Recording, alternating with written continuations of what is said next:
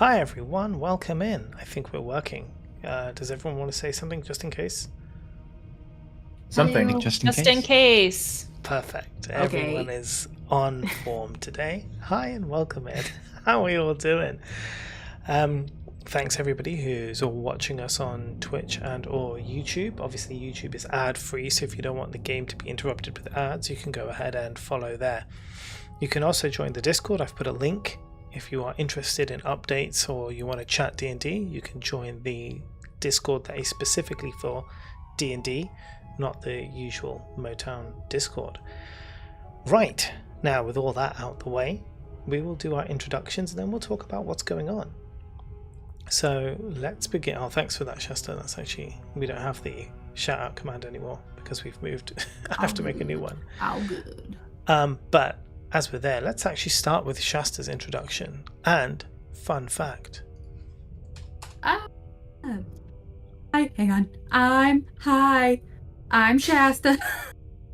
Okay, got it. And I play Thundara Stoneheart, a Goliath barbarian. She's very rough and rugged, but also very dainty and elegant and adorable and perfect.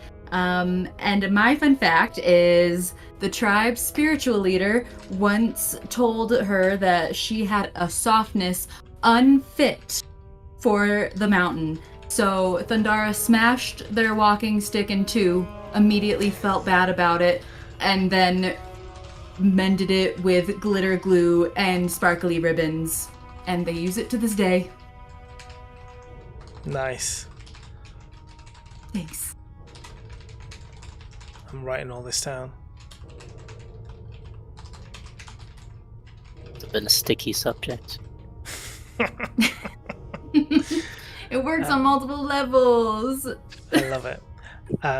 Just so you know, if you are sending messages in chat, we won't be able to reply to all of them or acknowledge all of them as we play the game, but we will be looking at them. So rest assured, you have our attention just on the side. Okay, let's move over to CG. Hello, I am Casually Geeking and I am playing the original Soggy Bottom Boy, Zehas, a Water Genasi Druid. And my fun fact, a previous fun fact was how I am in some trouble with the Dolphin Mafia, the Click Click. And I thought maybe I'd go into a little bit of lore on how I came to know the Click Click in the first place, where as a teen, Zehas got into trouble with a rival gang called the Organization. Okay, you're gonna have to slow down. These are too many good puns and I need to write them down. And he got into trouble with the Organization by fixing seahorse races. And the rival gang, the Click Click, the Dolphin Mafia, liked that, so they offered to protect Zehas. And that was when he first met the Dolphin Mafia. Wow. So solid.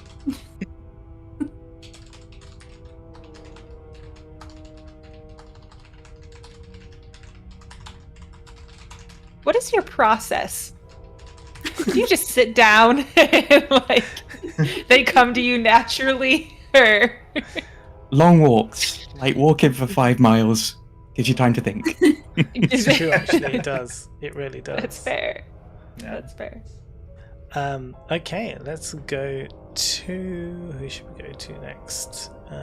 Derek. Alright, hello. I am Dirk. I'm playing Welvrin Torivs. I am a Drow Warlock. And my fun fact is my favorite genre of book is alchemist fiction. Okay, and what's the...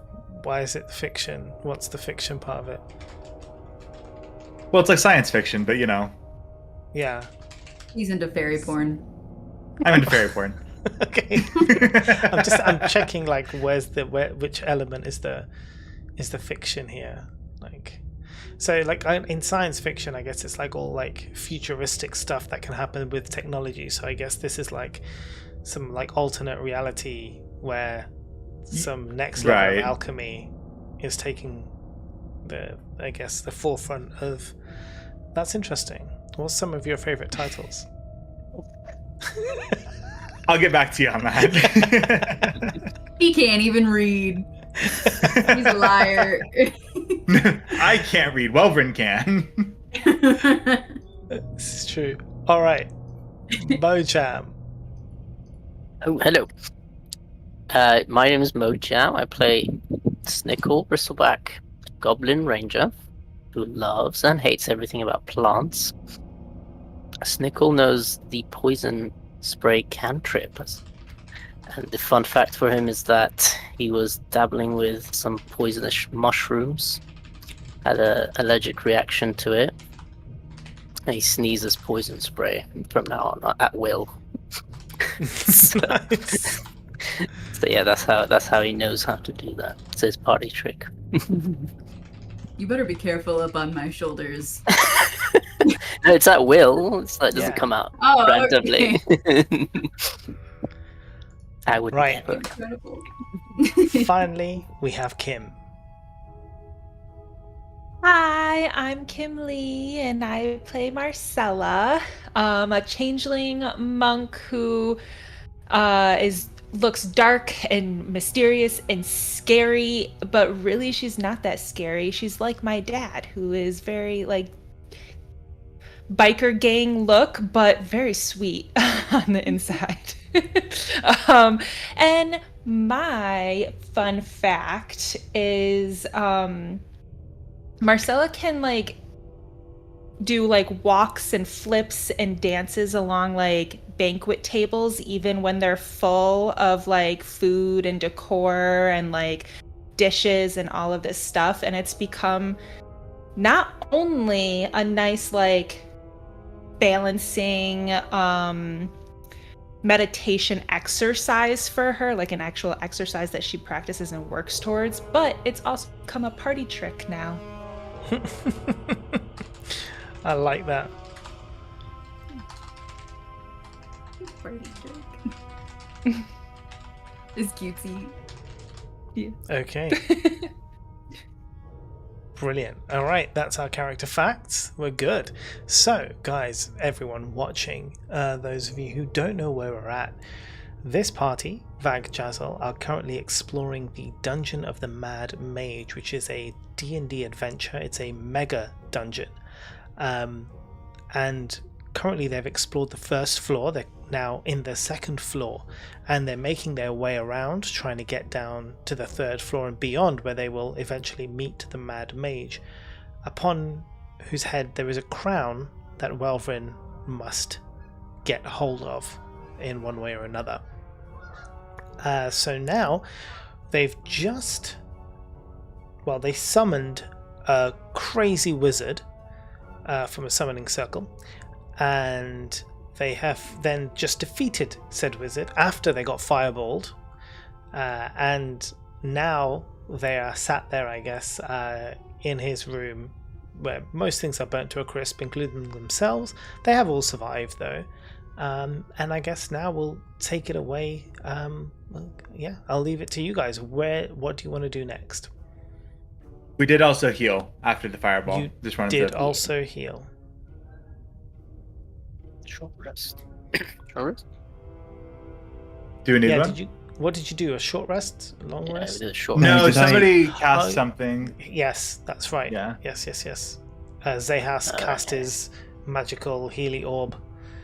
And so all of you healed up, basically fully healed now. So if you're not fully healed on your character sheets, you can go make yourself fully healed now. Right, so you have a map of the dungeon. You know areas that you have not explored and areas that you have explored. You had a plan. You were going to come over here, you were going to finish off these sections up here, and then you were going to go downwards, I believe, past the areas that you haven't been. So 7A, 7B, etc, etc. I think that was your guys' plan, Yeah. if I'm not mistaken. Let me just get that on here. Right, so this is good. Let's see what's going on. Do I want coffee? Yes, I do All of our absolutely want cameras coffee. are off on Oh. stream. Oh, wait, that's my fault. That's because I did a thing. If you don't put the Discord window on the top of your other windows, Oh, it will stop listening to it because it's dumb like that. Gotcha. Okay. Weird. Yes, very. Right, so this is the next area, so I'm just checking where we're at now. Barge in or listen The who what? to the group. What? What'd you say? Should I put my ear to the door, or are we just gonna chance it? You're ear it up, baby. Ear. Ear. Yeah, you can roll a perception check. Let's see what's up. Sorry, excuse me. You shaped my At least you. At least you follow the etiquette and rules of walking around, unlike Cynical, who just went across the board through walls a second ago. Damn. The Misty Step that we don't know about. I've just got lag on Thundara's shoulder. Technically, I did what Thundara did. 22. There you go. God That's fair. damn.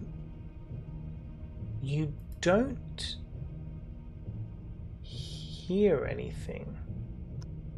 However, there is a scent sort of wafting through kind of like the gaps around the door. It's rotting flesh, white, Seems to be potent, going around. old. Yeah, it's going around. But also, interestingly, there's this smell of, well, I mean, in the text it's described as ozone. So I guess like atmospheric odor. So the dead bodies on a photocopier. Yeah, precisely that. But you don't hear anything. Okay, I will relay that to the group. I'll say, it seems like there could be another pile of dead bodies, and the smell is more your thing, Thundara. I'm not really sure. There's an odd scent amongst the death. I go up to the door and I sniff it deeply. Yeah. Do you want to roll perception for me? You can roll with wait, what's the? No, you can do it with advantage. You do a perception check with advantage. Good. Okay, that's a 13 plus 4. Plus 4, nice. Okay. You smell the rotting flesh. You recognize that. You're like, I know that smell. Dead bodies. Smells like home. The other smell you recognize because you have an ability, don't you? A reaction that you can take. What's the reaction that you can take? But it's just, isn't it just thunder something? Mm-hmm. Huh? Yeah, you've got the cards. Danger Look at your- sense?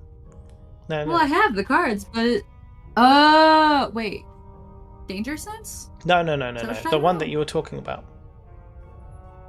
Storm Thunder. Yeah, Does it Storm's have to do Thunder. with? So what does it say? Explain Storm's Thunder to me. Or to everyone When watching. you I take- know what it is. When you take damage from a creature within 60 feet of you, you can deal 1d8 thunder damage to that creature. Mm-hmm.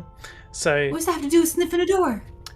the scent coming through the door, the atmospheric scent, you recognize as something to do with electrical discharge. Oh. And although thunder isn't electricity, thunder does come after lightning. I relay that to everyone.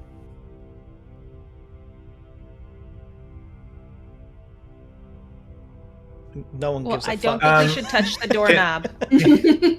Wait, Doorknob. can I check to see if the door is trapped? Yeah, you can check for traps. You can do investigation. How about a 15? Yeah, no, that's fine. It's not trapped. Cool. I still don't want to be the first person through it. What if we just knock? And sneak in.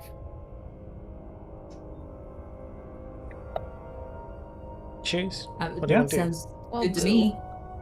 Snickle gonna sneak? Alright, I'm gonna All right. climb down and do a sneak. All right, let's do a stealth check. So this is going to be stealth check. You're going to open the door stealthily. 18. That's not bad. Yeah, it's amazing, man. As you open the door, I you saw don't the even 7. I thought it's a 1. you don't even Oh, hear you don't even hear the door click, right? And it swings open. Now, normally this would be quite a, you'd hear the door go like open up, like like creaky, but not when Snickle does it. Does it so gently, so softly. Doesn't even make a sound. It slides right in Here's through a the full door. can of WD-40 just for these occasions. Exactly. He not only can he poison spray, he can also degrease or grease. So as you look through the door, what you can see, like, this is a workroom, and it's been quite well maintained. There are a lot of various instruments, they're resting on top of tables like around the room, and although you don't see any dead bodies, the smell of rotting flesh is like very, very potent in the room. You do see that there are loose scraps of paper and parchment along all of these other instruments, and these instruments that are there are all made of metal predominantly. Now, I'm just trying to think. You're a nature guy, so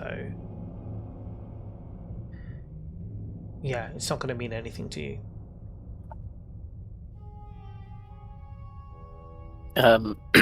I walk slowly in, looking around as well, trying to locate the source of this thunder electric thing. So the scent is in the air all around you. But as you do look around, you do find some notes. When you look at these notes, so when you look at these notes, you can see there are various terms that stand out to you. There's like all scribbled notes, imagine like doctor's notes, all written really badly. But one of them, like, you can read out the words. It says like rate of decay, and another one is like accumulation of charge. There is a scrap of paper that has a log entry, and the log entry reads, Day 1. Hallister has granted me this abandoned copper mine in the arcane chambers. Finally, I have access to the components needed for my experiments. After that, you see like the writing is all like smudged and illegible. Okay. Before I head back, I'll take a peek through this corner to see if there's anything interesting. So that corridor basically goes down. The hallway to 7B is open. As if you're looking down there, or at least from where you are, have you got dark vision? Yeah. Goblin, yes. So as you're looking down, although it's dim, like grayscale basically, but what you can make out in that room, 7B, is a bunch of barrels that are in there. There's not much else you can see until you kind of go into it. And I can't hear anything or anyone else. You roll a perception check. You roll a perception check for me. Ooh, 26. 26. There, you don't see anybody.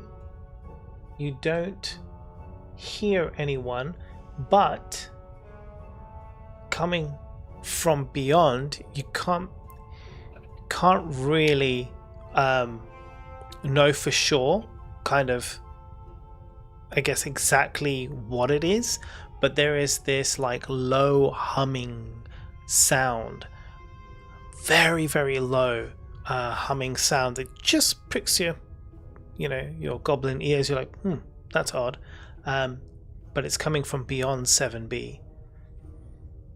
Yes. Okay, I head back and relay all this information. I think there's mines possibly this way, and there's a strange humming sound, but no one in sight. it's safe to go in, I think. I go in. Can I roll for perception or anything to figure out like why we're feeling this like electric charge? Or is it just from the humming thingy that's coming from beyond? Based on the notes, it sounds because the notes said rate of decay and accumulation of charge, so it sounds like he was like testing the decay of how fast bodies decay, and testing the charge of electricity in the air, because there's electricity in the air, right? I don't know. I don't know how many of you are knowledgeable about electricity in this world. Probably won't be the first time I say this to you. I'm wet. And in this room, am I getting... You're fine. An extra sense of anything? Do I feel the static in the air or anything? It's not like Is he sizzling like a hot pan? It's just so... Imagine, like, you are... Like, you basically... Like, imagine lightning has just struck a field, right? And then, right after that's happened, you've walked there. The smell, that's what you're smelling now. Just copper for your thoughts. Okay. So is that what has maybe hit the bodies and has started the decaying process, and how fast the electricity decays bodies? We need more notes. Are you Wait, talking about body... body decays or carbon dating decay?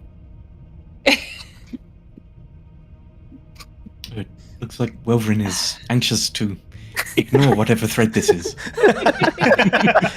as per usual, when has Welverin's wandering off ever been detrimental in any way to the group?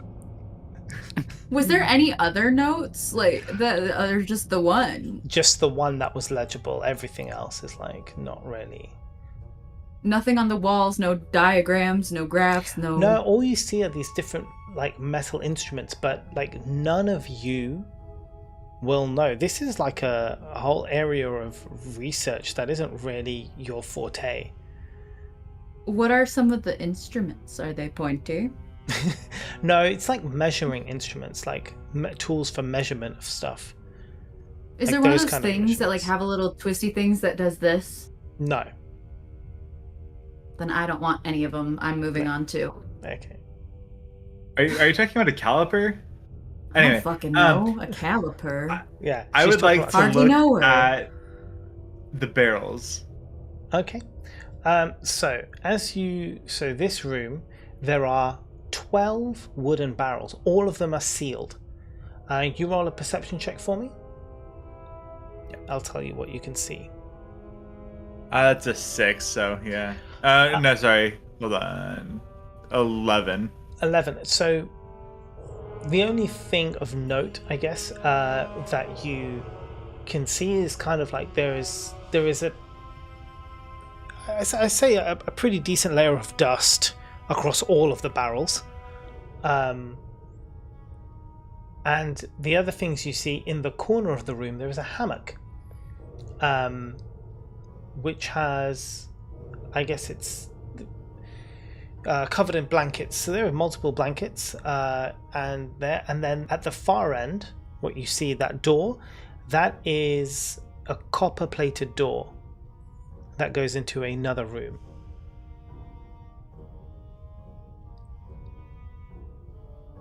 How much does Welver know about conductivity? Probably not anything. Yeah. Again, I don't think any of you have like specifically like electrical like or lightning stuff. If anybody, maybe Snickle, but again, Thunder, nature, living outdoors. yeah, maybe. And I think Well, yeah, Welverin, sorry, not Welverin, but Yeah, I'm an Zehas as a druid potentially might know about electricity if he has any, lightning spells. But otherwise, look. I have unless thunderclap. Oh yeah, I have thunderclap. thunderclap. No, it wouldn't cut it for That's this. force No. rather than lightning. Yeah. I have This- elemental Fair enough. burst and work with lightning and thunder damage. Do you? So you may What know about Kimberly? So you might know something. Well, I don't know. Kimberly doesn't know anything, but Marcy might know something about. All right, um, let's all sit in a little conductivity. circle in this corridor, and let's really all info dump every single thing that we each could potentially know about lightning and electricity, and see what we come up with. Or Snickle could sneak down this hallway here around to 7C and see what's over that way. Well, I have a possible idea for danger that I thought of as we were waiting for Snickle, and I was worried about Snickle. We have that doll. Perhaps we just throw that at anything we think might be dangerous. I like this. I like don't to remember this throw doll. heavy the, things. the life-size wooden Oh, puppet that. of Hallister. I've just gotten over my temper tantrum. I don't wait. So wait, Fire we with wanted are we wanting to throw the doll at these barrels? Is that what we're saying? I think the door Just- more than anything. In general, What door? and if we think there's anything dangerous, the door, the barrels, throw the door. No touchy. Does anybody else notice anything about these barrels, or was it just Welvrin? Welvrin's the Or only one who's whoever. looked. I go up And to the it only thinking thing that it we might know- be mead, and I look real close for a label, smell, anything. Okay, roll a perception check for me. Ooh, it's a 19 plus 4. Wow. Okay. So, you kind of sniff in these barrels, I guess, looking for sniffer. various labels or anything. There is nothing that kind of denotes what might be inside these barrels or not. The layer of dust on top of the barrels tells you that they haven't been touched or even moved for years. Right? It's not like a case of a few days has gone by, right? We're talking years. They haven't been moved or touched. I sneeze. Okay, bless you. Thank you. I tell that, I say this. We don't touch them. We don't touch them. I don't touch them. Dusty. What are you talking Don't like? touch 'em. Are you talking like Trump all of a sudden? I don't touch him. Dusty. Why say many I words think- when few words do trick? This is a perfect opportunity for someone to write "wash me" on these barrels, though. I start pulling out the puppet and just waiting for somebody to tell me where I'm throwing this motherfucker. Okay. So the other things in the room again. So you've got the copper-plated door and the hammock in the north wall. So the barrels. So if you think about this, as you walk into the room, the barrels are on the south wall, 12 of them, right? On the north wall, the top side, you've got the hammock, and then you go through that the rest of the room to get to the copper door on the right hand side, east. What if I cast Thunder Wave into this room, aiming Okay. towards the copper door? I would like to point out that our map suggests we don't need to open that door if we go down. Very And true. we heard humming beyond 7B, so we may come across some bad people, bad things. Can I go up to the Just hammock? Yes. Just because you said it had sheets and things on it. Yeah. So the I just have a rummage, see if there's anything. Yeah, of course. So as you kind of look through all these old moldy blankets of the hammock, a leaf of paper kind of drops to the floor as you're rummaging through all of these blankets. I'll pick up and read the paper. And I'll read it out loud to the group rather than... Okay, so this is another page from the log that Snickle found a page for earlier. Again, most of it is nonsensical. However, you find the beginning part you can read. Day 3. I no longer trust the other apprentices. What they see as mysticism, I know to be science. I can't stand their incantations and their mutterings any longer. If any of them try to intrude on my laboratory again, they're in for a truly shocking surprise. I think you're about to get electrocuted, friend. Protect Zayas. Yes, we should be careful, as clearly they're intonating they've set some kind of trap. I would. Intonating. Should we go around then and just kind of see? So let me scout ahead again.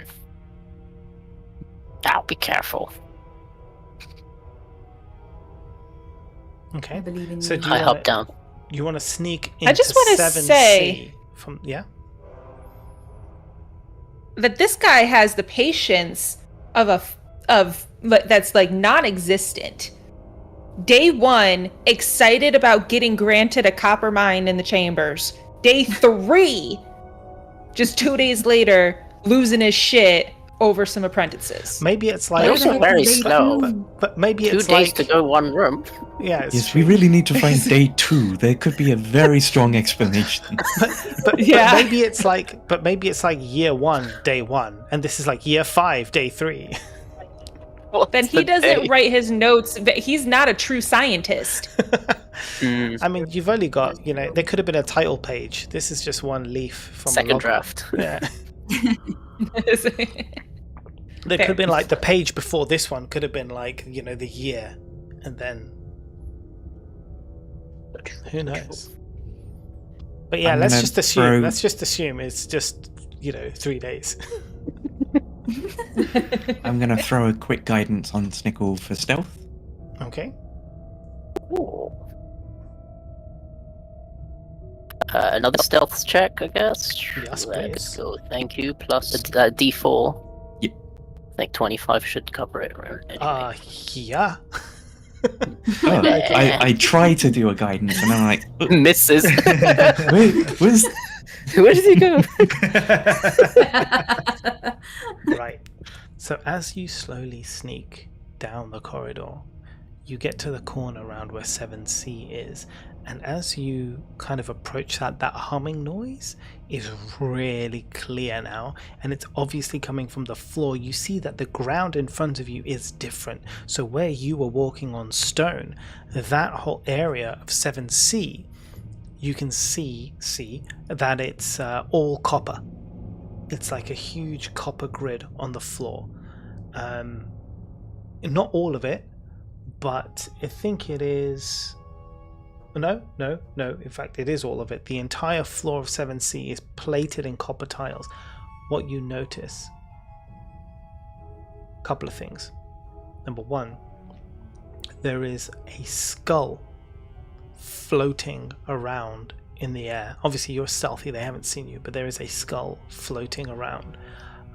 It is coated in metal, and as you watch it you can see little sparks of blue and crackling sounds emit from it. Secondly, there is a flesh golem standing in the middle of that room, basically where the text 7C is. There is a flesh golem, and around it there are destroyed tables, there's shards of glass, there's old mining equipment all over the place.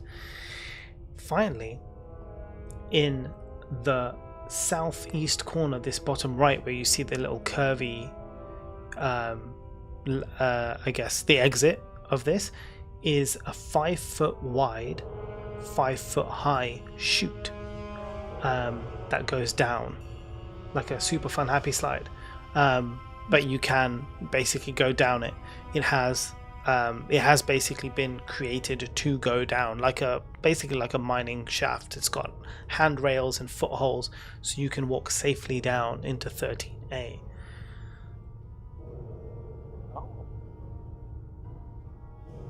Interesting. And are they just standing in there as if like they're guarding, or are they doing something? So the flesh golem is standing there. The lightning skull is basically monitoring. Patrolling around. Can you roll a perception check for me, actually? And you're in stealth, you have time, so you can give me with advantage. Perception.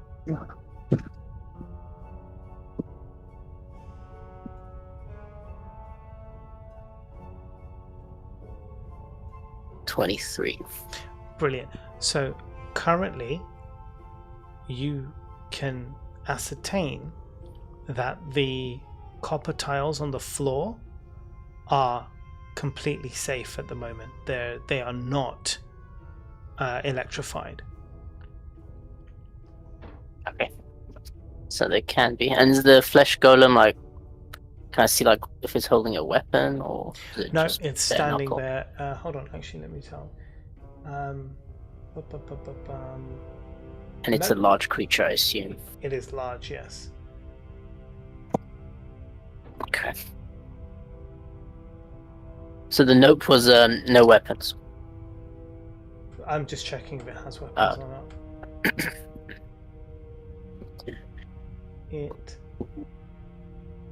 No, it doesn't have any weapons. Okay, cool. Alright, I slowly head back. This door down here was closed, by the way? Yeah, that one's closed, yes. That goes further in down to another area. Okay. But then, which effectively, as you can see on your map, also goes into a dead end. Also goes what? Also goes into a dead end. Alright. Head back. And I tell the guys there is definitely enemies. And the floor could be bad. But it's not right now. When does the copper ground start? Like how far back from 7C? Or is Basically it just within the rectangle bit of 7C, I guess. The entire in the floor. hallway? No, not the hallway, but the entire floor. 4x5 yeah. grid. Whilst Snicker was on that excursion, could I just have given a barrel a gentle nudge just to see whether it feels empty? Yeah, absolutely. So as you give the barrel a gentle nudge, I need you guys to roll an initiative for me. Wait, There's am I not always- there? There's 'Cause- always one. Yeah, it was while Snicker was excursioning. Yeah. So I haven't told you anything. Nope, not yet. I got 18. Hold on a second. Just give me a second. 50. It was a real gentle nudge. Like the gentlest nudge. Yeah, I mean, it doesn't matter. Oh, good. How did that wake them up Should and not I all the roll noise we were initiative, making? Mo? I guess I'll Of- make it there eventually, right? Yeah, you will make it there, and when basically once the battle starts, you'll make it there. So from the Yes. first, hold on, I don't want that one. End combat. Let's start a new combat. Okay, I'll just put theirs on auto initiative. Okay, so just give me your initiatives again. Sorry, you said I 18, had Shasta. 18. Okay, Yes. who else? 15. 13? 15. 8. 13, 15, 14. 8, 14. Okay, they're all on there. Now, with regards to this, what you do is as you nudge that barrel, even gently nudge that barrel, you see the line of 12 barrels. The 6 barrels at the back, the lids kind of explode off, and from those 6 barrels, 6 ghouls emerge to attack. And this is where you're going to roll your initiative. So you've done that, and I'm just going to bring up their deets.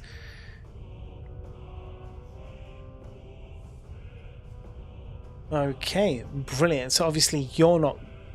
You guys are going first, and I believe Thundara is going to be the first one to make a move. Okay. I. Ghouls aren't ghosts, are they? Like, They are undead, but like kind of like zombies.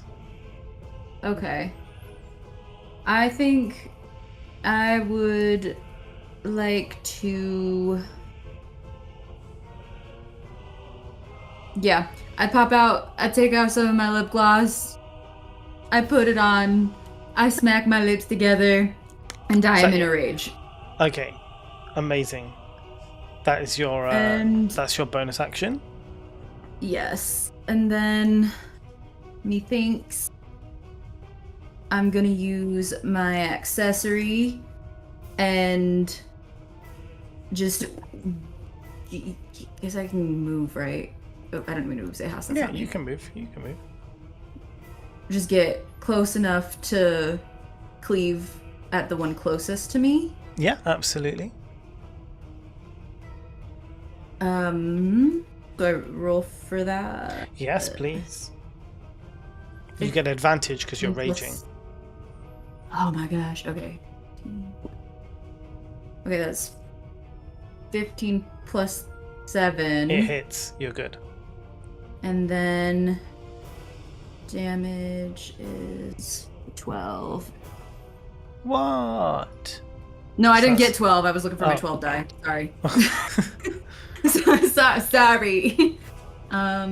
So that's 8, 9, 10, 11, 12. That's 12 damage. Hell yeah. But then I had a question. Yes. Because I have mastery with my accessory, so I have mastery cleave. And it says if you hit a creature with melee attack roll, you make a second melee attack on another creature within 5 feet of the first. Yeah. So you can then attack the guy next to him. I want to do that. So it's kind of like a follow through. Yeah. Nice. 6, 7, 8, 9, 10, 11, 12. That's 13 to hit. To hit? That does actually hit. Yeah, that's good. Yeah. And it says on a hit, the second creature takes the great axe's damage with no ability modifier. So I rolled a 12 without the 4. I got this. I'm learning how to play this game. After 2 years. That's a 12. Holy shit. No way. And then I also have extra attack, but I don't know how it works. So you're gonna have to tell me if it's something I can even do. Hold on one Just second. attack Wait. again, right? Yeah, it says you can attack twice instead of once whenever you take the attack action on your turn. Sorry, say again. Wait. What? Extra attack, you can attack twice instead of once whenever you take the attack action on your turn. So I used mastery cleave. Would I be able to Let me just check. Hold on. this if it's twice? Let me just check that. Because that might be like a... You should be able to attack again, maybe not the cleave part. Yeah, I'm just going to double check the cleave thing. Once per turn, yeah. If you hit a creature with a melee attack, use your great axe, you can make another melee attack with it against a second creature within 5 feet. On a hit, Yeah, it's not a bonus action. It's not an anything. Yeah, it's fine. You get another action. Yeah, you get another attack. That's fine. Okay. So I'd like to go after that same first one that's next to me. Yeah. Just again with my accessory. Ooh, Remember, you get advantage on every attack. Don't forget you get advantage. God. You are raging. I'm raging! This is why you raged. 14 to attack. Yeah, that hits. To hit. Yeah. And then damage. With the extra attack, would I take my proficiency bonus or my modifier? You always take that. Yeah. With the well, it says I don't take it with only the mastery. mastery. Yeah. Okay, so that's 7 plus 4. 7 plus 4. 11, right? Nice. 11. That one is actually dead. You buff that one out of Happens. existence. Now- Look at how Happens when you effective read about your Thundara characters. is. I know, When- surprise, guys! Imagine Thundara could do all of these things like The months whole ago. time. Listen, So make Shut sure up. make sure you tick off the rage, and Yeah. just so we double check things with rage, right? So with rage you get you actually get to do extra stuff. So hold on a second. So firstly you get damage resistance, so you are now resistant to bludgeoning, piercing and slashing damage, which means you only take half damage from each of those things. Also, right. when you make an attack using strength with either a weapon, you add you deal damage to target, you gain a bonus to the damage that increases as you gain levels. So you should have a rage damage column in your barbarian features table, which you can add that damage to, unless it's already been done automatically in. No, but you're not rolling on D&D Beyond. So No, but I mean, I can if it's easier. There are 2 or 3 at this level per Yeah. attack. per attack. So if you just look at that rage table, it should tell you, so we can actually know. Rage table, where do you see that? I'm under rage in my features and traits, but Yeah, it won't be there. Hold on a second, I'll find it for you. We need to get this because this affects the other guy that you hit. Because I know the first guy is dead, but this affects the other guy. okay. So the rage table says +2. +2, is it, Mo? I just found something online. I think it's 9th level becomes Yeah, +3. rage damage. You're at level 5, so you get a +2. So when in rage, when you hit somebody and you deal them damage, you get to add a +2 to whatever the damage is. So that second guy you hit is going to take an additional 2 damage because you get the rage damage. So Okay. it's cool. another thing to remember that you get all this extra stuff. This is too much to remember. Yeah, it is. It's a lot. That's why I'm From here. rage alone, I have like 4 extra cards sitting in front of me, and I'm stressed. So, and because you're not wearing any armor, you're not wearing heavy armor, this is why you can rage. You also get the advantage on strength checks and saving throws. So you did a strength check to use your weapon. That's why you got to use advantage. Obviously, you cannot maintain concentration on any spells, and rage lasts until the end of your next turn. Unless I hit somebody again, and then Yeah, you can extend rage for another round by making an attack roll against the enemy, force the enemy to do a saving throw, or take a bonus action to extend your rage. So you've hit an enemy, you're good. In the next round, if you manage to hit an enemy and deal the damage, your rage will then go on to the next round. Yep, and so on and so forth. So we'll keep an eye on it. Just make sure you've ticked off that one rage for this time. Yes. Okay, amazing. Are we good? Thundara's turn is taking as long as Snickle's turn, and that's how you know that you guys are leveling up. I've been reading. Yeah, that's my turn. I'm good. Okay, amazing. So you've already knocked one down. Zehas, you are next. Zehas is going to turn into an ape. So Classic there's that. Zehas. I love Apas. It's one of my favorites. Apas is the best. And Apas is... which one did you hit? I got C. the one that was Ghoul, directly to the right of the first one. Ghoul E, sorry, she hit Ghoul E. So Apas is going to bound past Thundara and take 2 swings at that ape. That is a 16.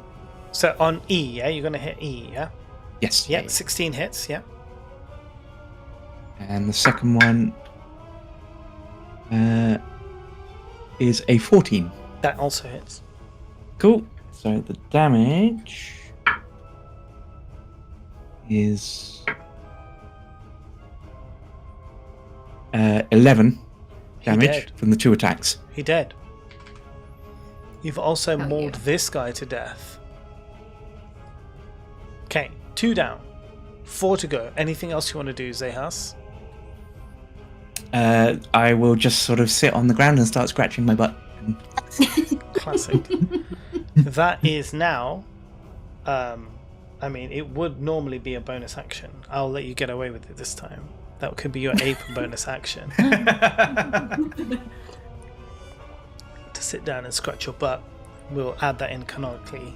In fact, I'm going to allow that. For every single creature you turn into, it can do a bonus action of something that creature would do, right? So if you're a wolf, you could like scratch your ears or something, like, I don't know. But yes, but it's a bonus action. Okay, Snickle, my dude. Hello. Where would you say I start from as I'm heading back to see all this chaos?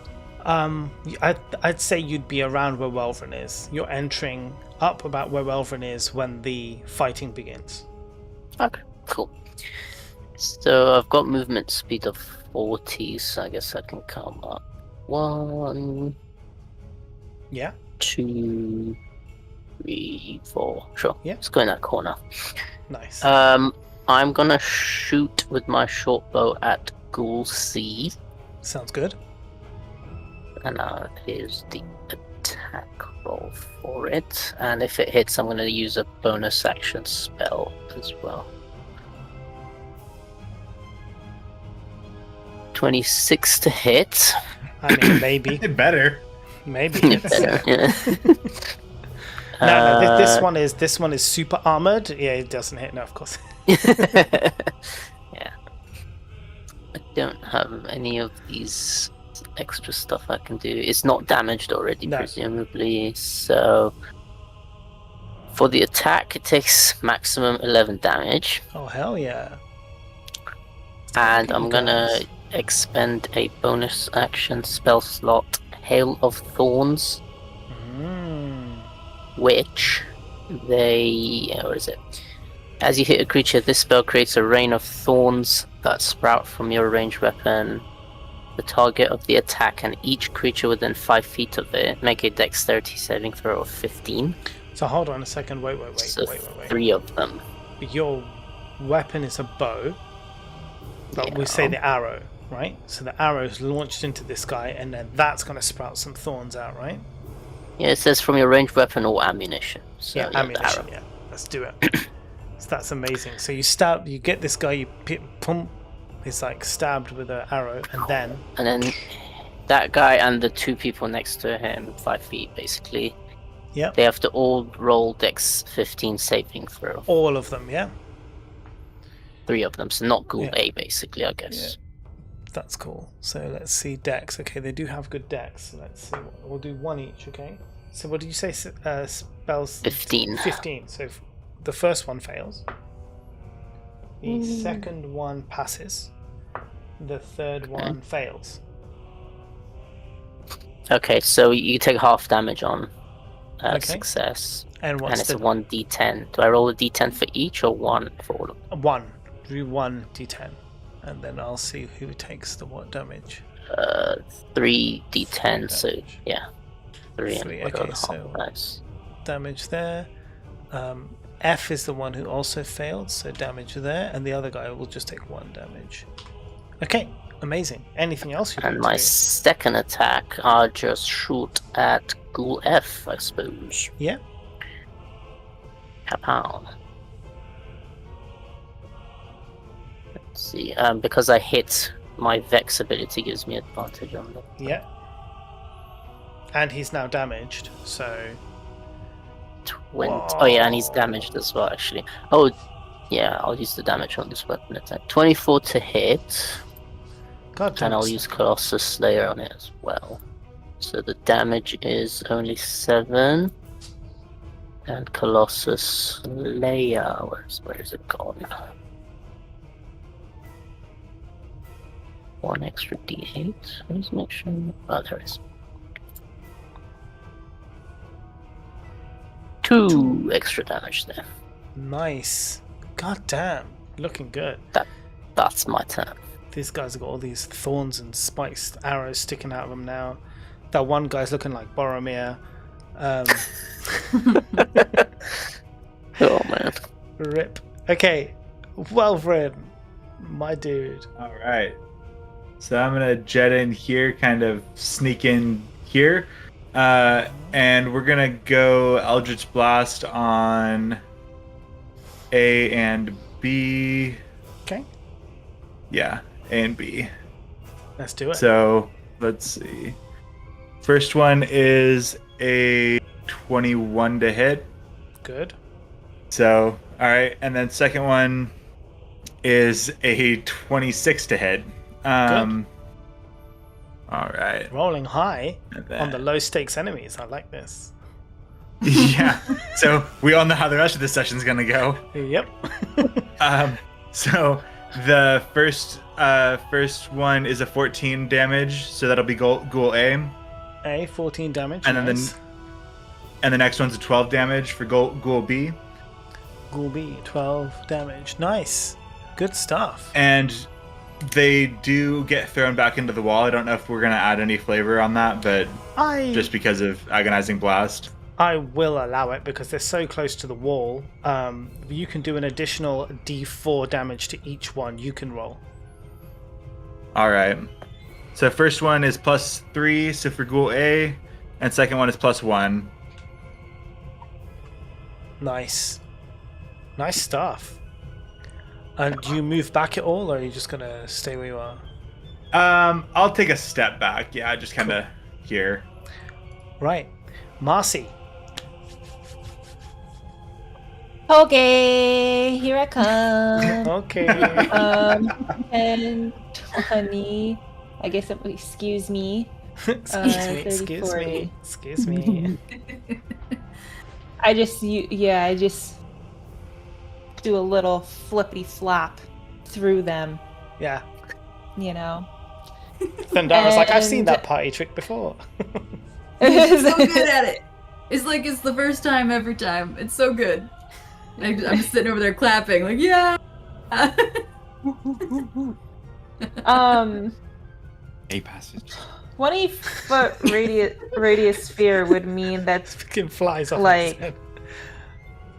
they would we would get hit where we are. So hold on, what are you trying 20-foot to do? radius sphere. I was looking to do the elemental burst Mm-hmm. and Yeah, so try to you're- hit all of them. I believe for that, it is the So if point I, of impact, a radius sphere from point of impact, not from you, because it's kind of but you shoot it out, and Right, so if I do it explodes. here, wait. I'll am I double check pinning? that, but I think Yeah. So hold on, let me just double check. I believe that is correct, but I'll just look on your character sheet. One Then a moment. 20-foot should be like that. Would Ape House also be damp? No, I don't think so, because you've converted into a different creature, like a different species entirely, so you don't retain your... Can we at least Still- say that like the bugs and fleas on him would be wet, at least, just No, for my own? but when he turns back, they will be. Oh, Still but all the slightly bugs blue. will still be on him. Well, if he turns back, I guess whatever flies were attracted to him will still be around him. Oh god, I just imagine like him poofing into his normal form and then all these bugs just getting like going to fall off and just getting stuck into his face. They're gonna get stuck. They're still flying around. Have you ever seen bugs on a wet car? They get stuck in the water. They're just Oh dear lord. Okay, let me look at this thing for Sorry. Kim. That circle is a 20-foot radius sphere, right? That's a 10-foot radius. Oh, I thought each box was 10. Yeah, each box is. That'd be Yeah. 20-foot diameter. Is it Oh, 20-foot diameter? radius. Yeah. So No, yeah, it's radius is radius. half, yeah. So some Yeah, of the it'd be things double they that describe size. with the radius and some diameter is confusing. I mean, So- if you aim it So I would- towards the door, you could maybe get 3 of them, but you might also blow the door off its hinges. I don't know. Oh, right. So it's Would that be a bigger. problem? Yeah, it's bigger because it's a radius. So yeah, but so like, half. Ghoul A might not get hit, it might have cover technically. Yeah, and you can't obviously cast it behind, like as in into the wall. So you have to cast it where you can see. Is this elemental strike? Yeah, that you're talking about? Elemental burst. Elemental burst. Okay, hold on a second. Elemental.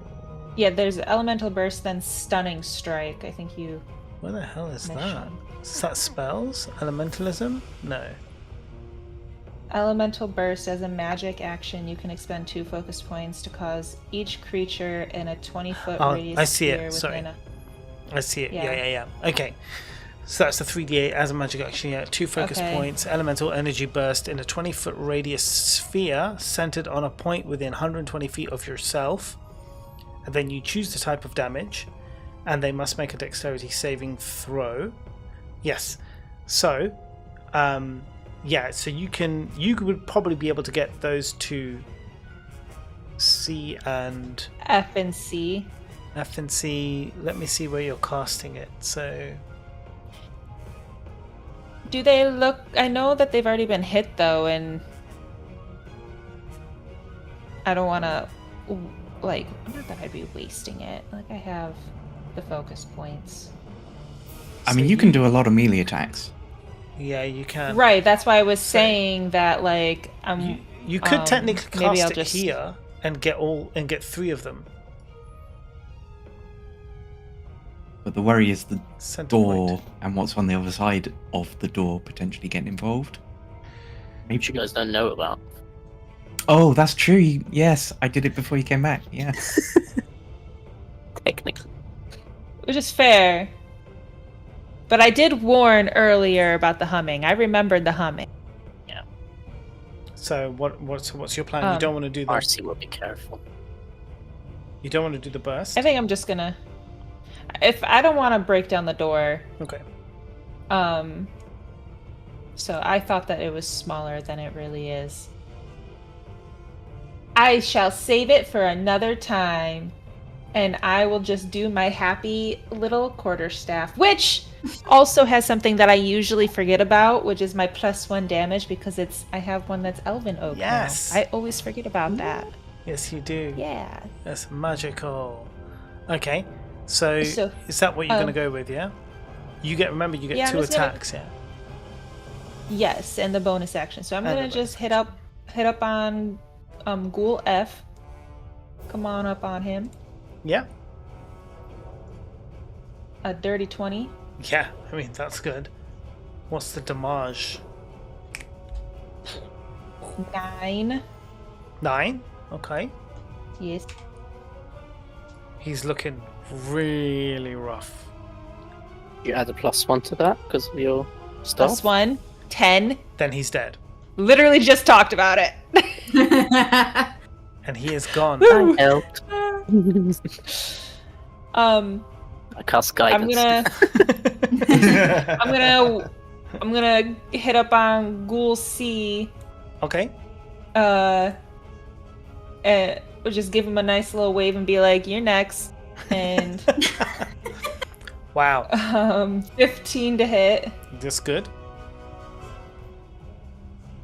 You're next. 10 damage He- +1. he's 11. Also dead.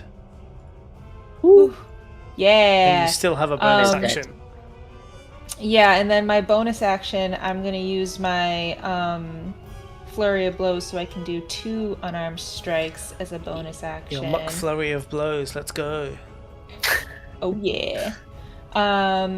Except the machine then- always works. The machine always works when it's. Well, we hope. Let's see what the Right roll is. on Ghoul B. Yeah.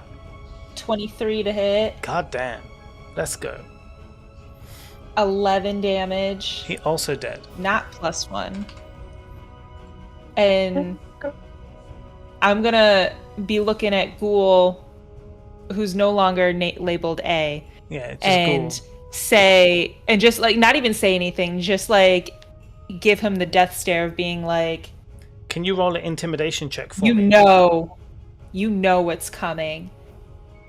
Yes, I can. I'll give you advantage on it because you've literally just wiped out 3 people. Oh, the second one was Yeah, worse. it's fine. 13. So I'm going to roll it against their. Let's say it's going to be a wisdom saving. 6. Okay. Hi, 8-Bit community. Thank you so much for the raid. We're in the middle of a game, but one of us will give you a shout out right now. Thanks so much for coming in. We are playing Dungeon of the Mad Mage. And so you are absolutely welcome to sit and join us. We're just in the middle of a battle that is literally about to finish because we've scared the shit out of some ghouls. So this guy's now, it's his turn. And literally what he does, he just runs for the door. I still can hit him though. What? Can you? I use my flurry of blows. Right? Or does that get... You used it on one guy. Or no, my bonus... Oh, right. So I don't get my second one. Yeah, because it's gone. Boo. Yeah, because you'd now have to move. That's okay. To do the second blow. So if they were if you didn't have to move point anyway. I don't need my focus point. I can kick ass without it. It is 2 attacks, isn't it? Yeah, so I just like the second one I just kind of like lost in that sense, right? Yeah, it's because it's too far as well. Like sometimes I would be like, oh, if it was right like you're right next to it, and I would be like, yeah, okay, that's cool. But yeah, I'd say not in this case. I'll double check it though, your McFlurry of blows. But I was gonna say I have 45 feet of reach. I don't know if that I don't know if that's because I'm a monk to enhance or certain or movement speed. Yeah. It's both. It says 45 reach under my quarterstaff, my unarmed strike, and my flurry of blows. It is legitimate. That's the goal. Sound right. Yeah. It does actually say 45 feet. It's wild. What? Beyond. Is it like if you throw weapons? Yeah, maybe it's It's if you do thunder. It's if you do thunder move 13. Oh, yeah. Of course, thunder move 13 will allow you to. Right. But I think it makes thunder move sense 45, isn't it? But actually, I'm pretty happy with him pissing himself running away. You're absolutely right because you can make a second attack. You're all right to do that. So well then, go for it. I take it all back and and say and do that look and be like, you know what's coming, and I attack him. That just meets. So yeah, you get the hit. Just meets his face. Yeah. 7 damage. No, she only made 1 attack, Kita. 7. That actually kills him. Does it really? Yeah, it absolutely does. So you managed to wipe out all 6 of them, and they didn't even get a chance to attack. I break open the barrels. I break everything else. Now 17 ghouls appear. No. It's like Hydra of barrels. I can do this all day. Another one. That's what's happened. I was out for 2 minutes. Let me tell you what's going on. Well done, Marcy, by the way. That was very impressive. Well done, all of us. To be fair, we kicked ass. All of you actually did really amazing in that fight. Every single one of your hits landed, which I don't think has ever happened before. And again, on the lowest stakes enemy. I wouldn't have been able to kill them alone because my damage is low, but it's a lot of them at one time. So like I wouldn't have been able to kill them if you guys hadn't already hit them. That makes sense. Wow. Look at us finally working as a team. Now that you all know your abilities. Ape now we can all hold hands. Swinging.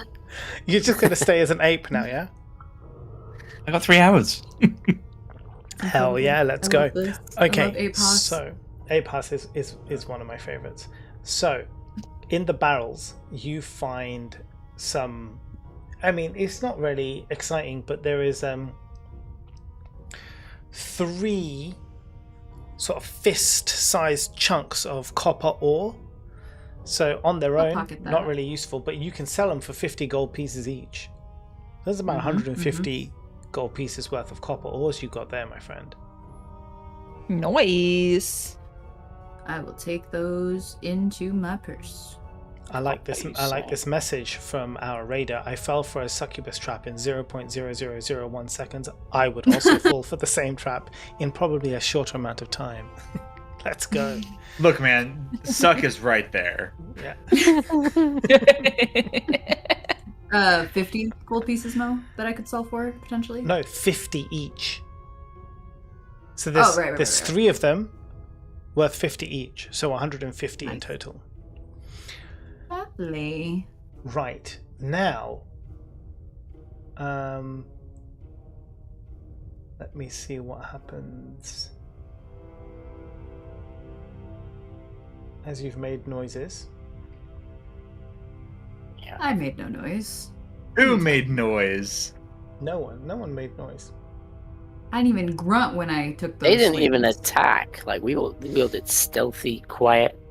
Yeah. Eldritch blast. I mean, I know that it's Okay. described as a crackling beam of energy, but like, what does that mean?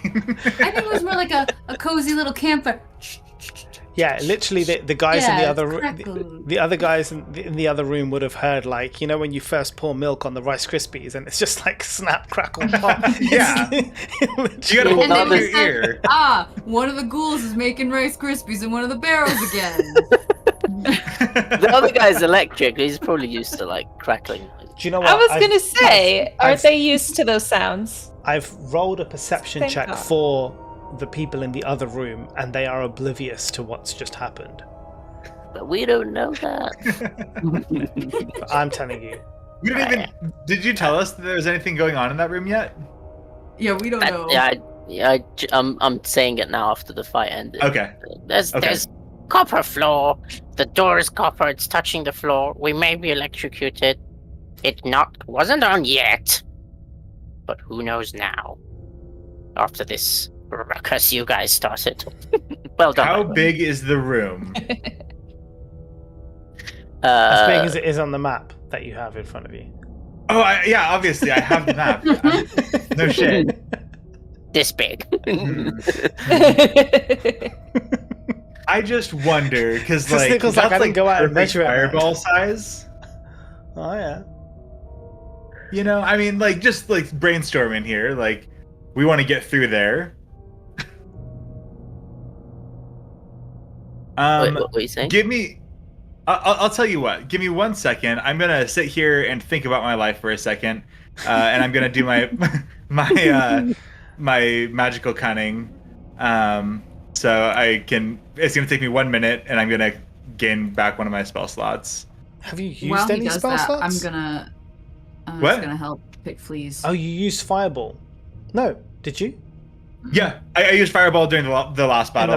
the last one, right? Got you. Yeah, Oh. yeah. So I needed. Yeah. Anyway, so now I am fresh and ready to go. It's been 1 minute, I think, and I'm happy to. Yeah, I'm good now. It's been a minute. I'm all right. I'm just gonna Hey, take pass a this really intense minute to think about my life. Okay, that was great.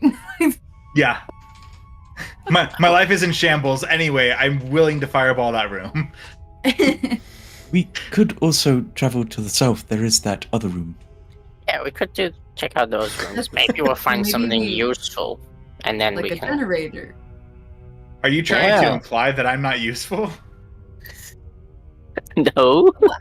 My biggest concern with Welvern fireballing is that we're gonna burn important information that we might need later. If it's being worn or carried, it doesn't catch on fire. I don't know why. It pisses me What do off. we but- know about day What if it's- 5? Not. What happened to 4? Or 2.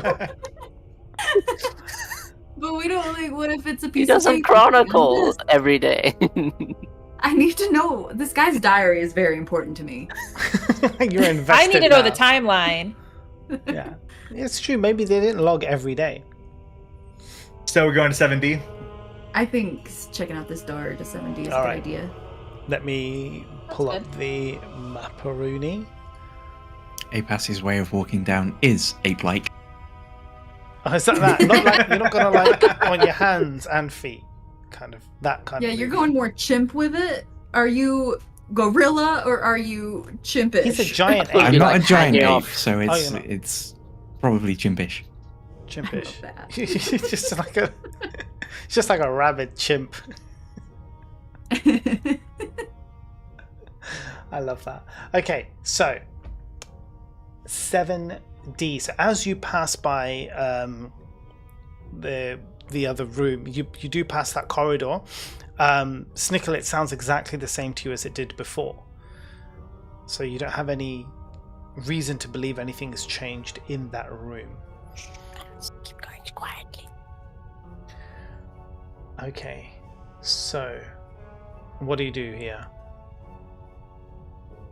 I smell the door.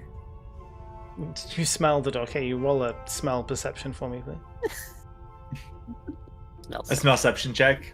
Yeah. One of these days I'm gonna remember all of my modifiers. I will. 15. 15. It smells like a door.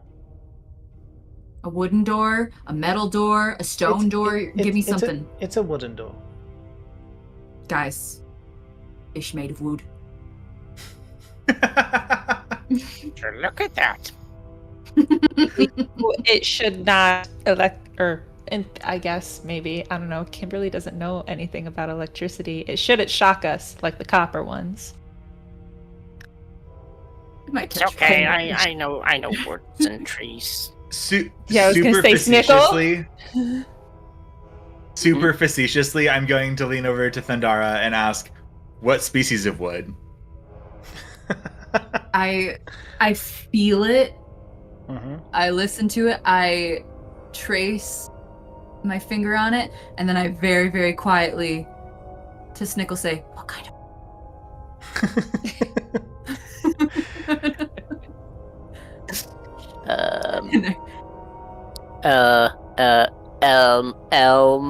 Elm tree. Yeah.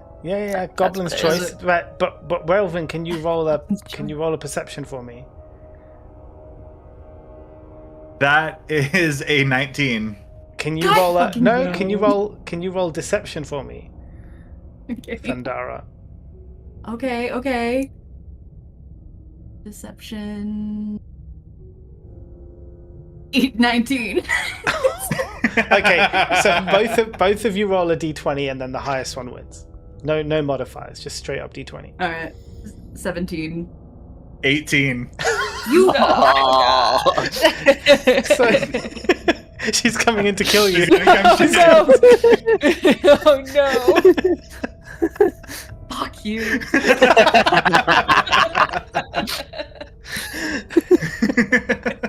That was beautiful. And this is why, ladies and gentlemen, you always make sure that you have a married couple in your D&D party so that they can fight with each other in real life.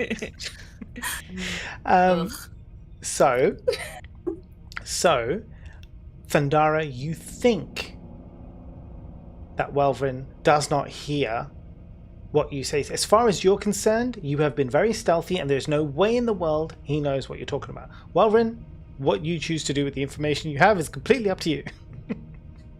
Well, for you silly, stupid idiot, this is very clearly an elm tree. Ugh. Great work, big guy. It's oak, and I'm gonna walk through. No. I mean, it is elm. It is elm. Damn it.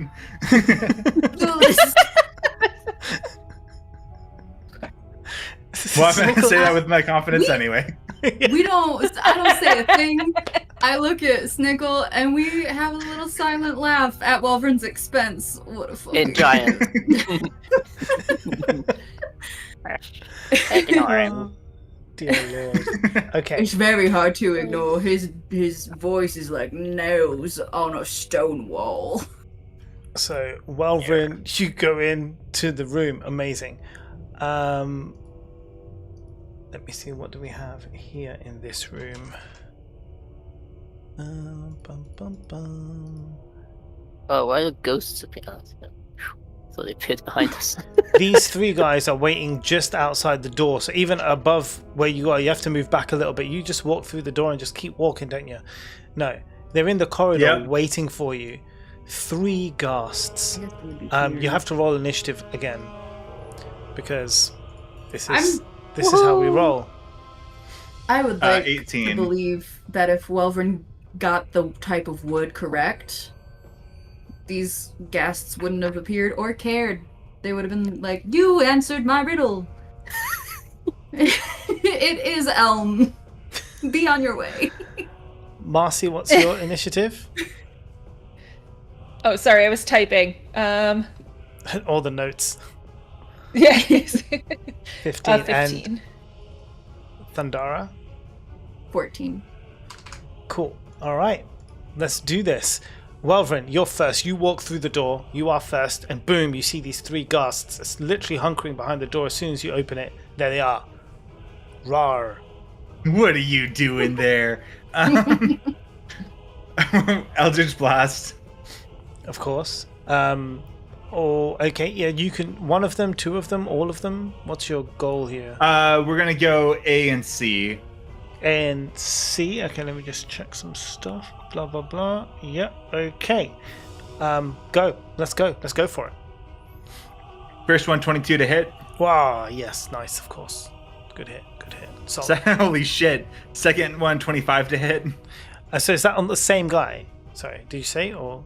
On first one was A, second one C. Okay. Cool. Yep. Okay. So damage now. Damage now. What do we got? So we have a 9 damage on A Yes. and a what is that? 13 damage on C. God damn. And I'm gonna push A into B. Okay. Is that your plan? Is it? I guess yes. They both. That's do, my plan. Yes. Yeah. So they both become prone. So I'm going to let them both fall over a little bit further back from you. But I will let them both be prone. That will be yellow on the thing. So they've basically fallen over. As they're prone, you will have advantage on melee attacks, but disadvantage on range attacks. Other than the advantage on our attacks when they're prone, does that mean that they have to they use an action to get up? No, or they use something? How half does of their that work? movement. Yeah, half of their movement to Oh. stand back up again. Okay, cool. And with that, I'm gonna kind of step back over here. Nice. Marcy's the next one to go. Obviously, the doorway is a bit busy at the moment. Is but there it's enough space? It is 10 for me feet, to so do you can go past them. Oh, I was gonna say, is there enough space above them for me to do a front flip over their I Thundara wouldn't risk that. Thundara is very If I tall, and it's only the thing is only 10 feet tall, and And she's there's a about snickle 7 on top foot. of it. And there's a snickle. So Boo. yeah, How many doorways do you think Snickle's head has bombed? Constantly have to do my matrix move. Well, I guess I'll just do the boring squeeze. You could go between the legs. Through the legs. You could do like a slide in Never through on the boring. ground. yeah, I also don't want to be on the ground though, no, because does that means I'm gonna have to use half your use movement it to stand back up. Yeah, to get back up. But I like it. I'm just gonna use the nice little scoos. And I shall hit this one right there. Gas A. I mean, do you want? I know you wanted to do it last time, but do you want to do your elemental burst this time? If you go a little bit further back, and if you wanted to try it out, I'm saying just for fun. I think I have a plan in my brain for 7C to use my my thought is that they're going to be a little bit hard to hit. I don't know. I feel like we're going to be able to clear these people out super fast, just like with the ghouls, and I don't have to use 2 focus points for it. Sounds good. What's the difference between a ghast and a ghoul? It's a good question. Ghast is... I mean, it doesn't really explain the difference. It looks different. It has a long tongue. Oh, got it. Yeah. I can tell you they're very different in terms of what they can do and things in Yeah. the monster manual, but that would be metagaming. They're Oh. different in what they can do. I don't actually know the difference in their... Like, by definition, like, why is one a ghast, why is one a ghoul? How did that happen? No idea. Like, as in, ghouls are very similar to zombies, even in the way they look. But what's the difference? Why is one a ghoul and why is one a zombie? I don't know, man. I didn't read that history. I wasn't there for that lesson. Oh, but they're both Obviously. they're like undead. Yeah, they're all undead. Aghast Okay. is always looking aghast, right? I'm very surprised. They will be surprised after this attack. What do we got, Kim? Ew. You said that we have advantage, correct? You have melee advantage on the 2 that are down. So yeah, so if I'm hitting them with my quarterstaff, that's melee. And so a 17 on Ghoul A. I meant Ghast A. Yep, okay, that To hits. hit. And then 8 damage. Ooh, okay. I'm gonna Azan? whack them again. Same guy. Yeah, why not? Why not? I got a natural 20. Let's go! Where's that dice for the d20? Don't we have like an emote? I thought we did. We may not. 13. And that is 13. That's a critical Oh! damage. plus 2 for my first hit and the second hit of my Yeah. oak. 15, yeah, okay. Wow, oven that oak. one's looking really undead. Undead. Dead. Alive. I don't know what it would look He's like. looking really surprised. He's looking really aghast. Unalive. Yeah. I'm just gonna use my Thanks for that. regular unarmed strike as my bonus action, not the flurry of blows. Yeah, 13 to hit. that does hit. What's it? 7 damage? 7 damage. What was that? What was what? What? Nobody heard that horn? Oh, yeah, that was in Discord. A while ago. Yeah, That's Not for rolling an funny. after 20. yeah. He dead. Oh, Last year? this I just heard it. Your Oh, stream that's- might be delayed that's by a late, bit, man. yeah. Yeah. Yeah. That is, yes, that is dead. 7 Deaded. damage. Nice. Thanks, Wellburn. Ah, thanks, Keita. Look, Keita's got all the details, man. Oh, I want to see the details. Your history lesson is here.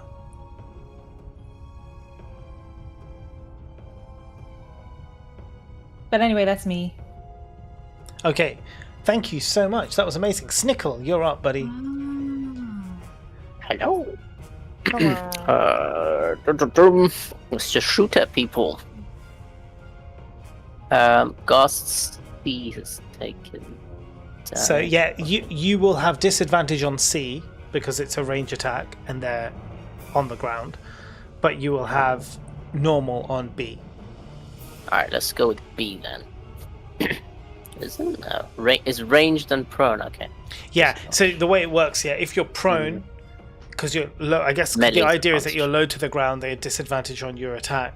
But if melee, you're not moving, then we have to smash you with advantage. Alright. Let us go for B Okay. entirely then. Let's just normal attacks. Short bow. 18 to Yes. hit. Good hit. No maximum damage. 11. 11. Nice.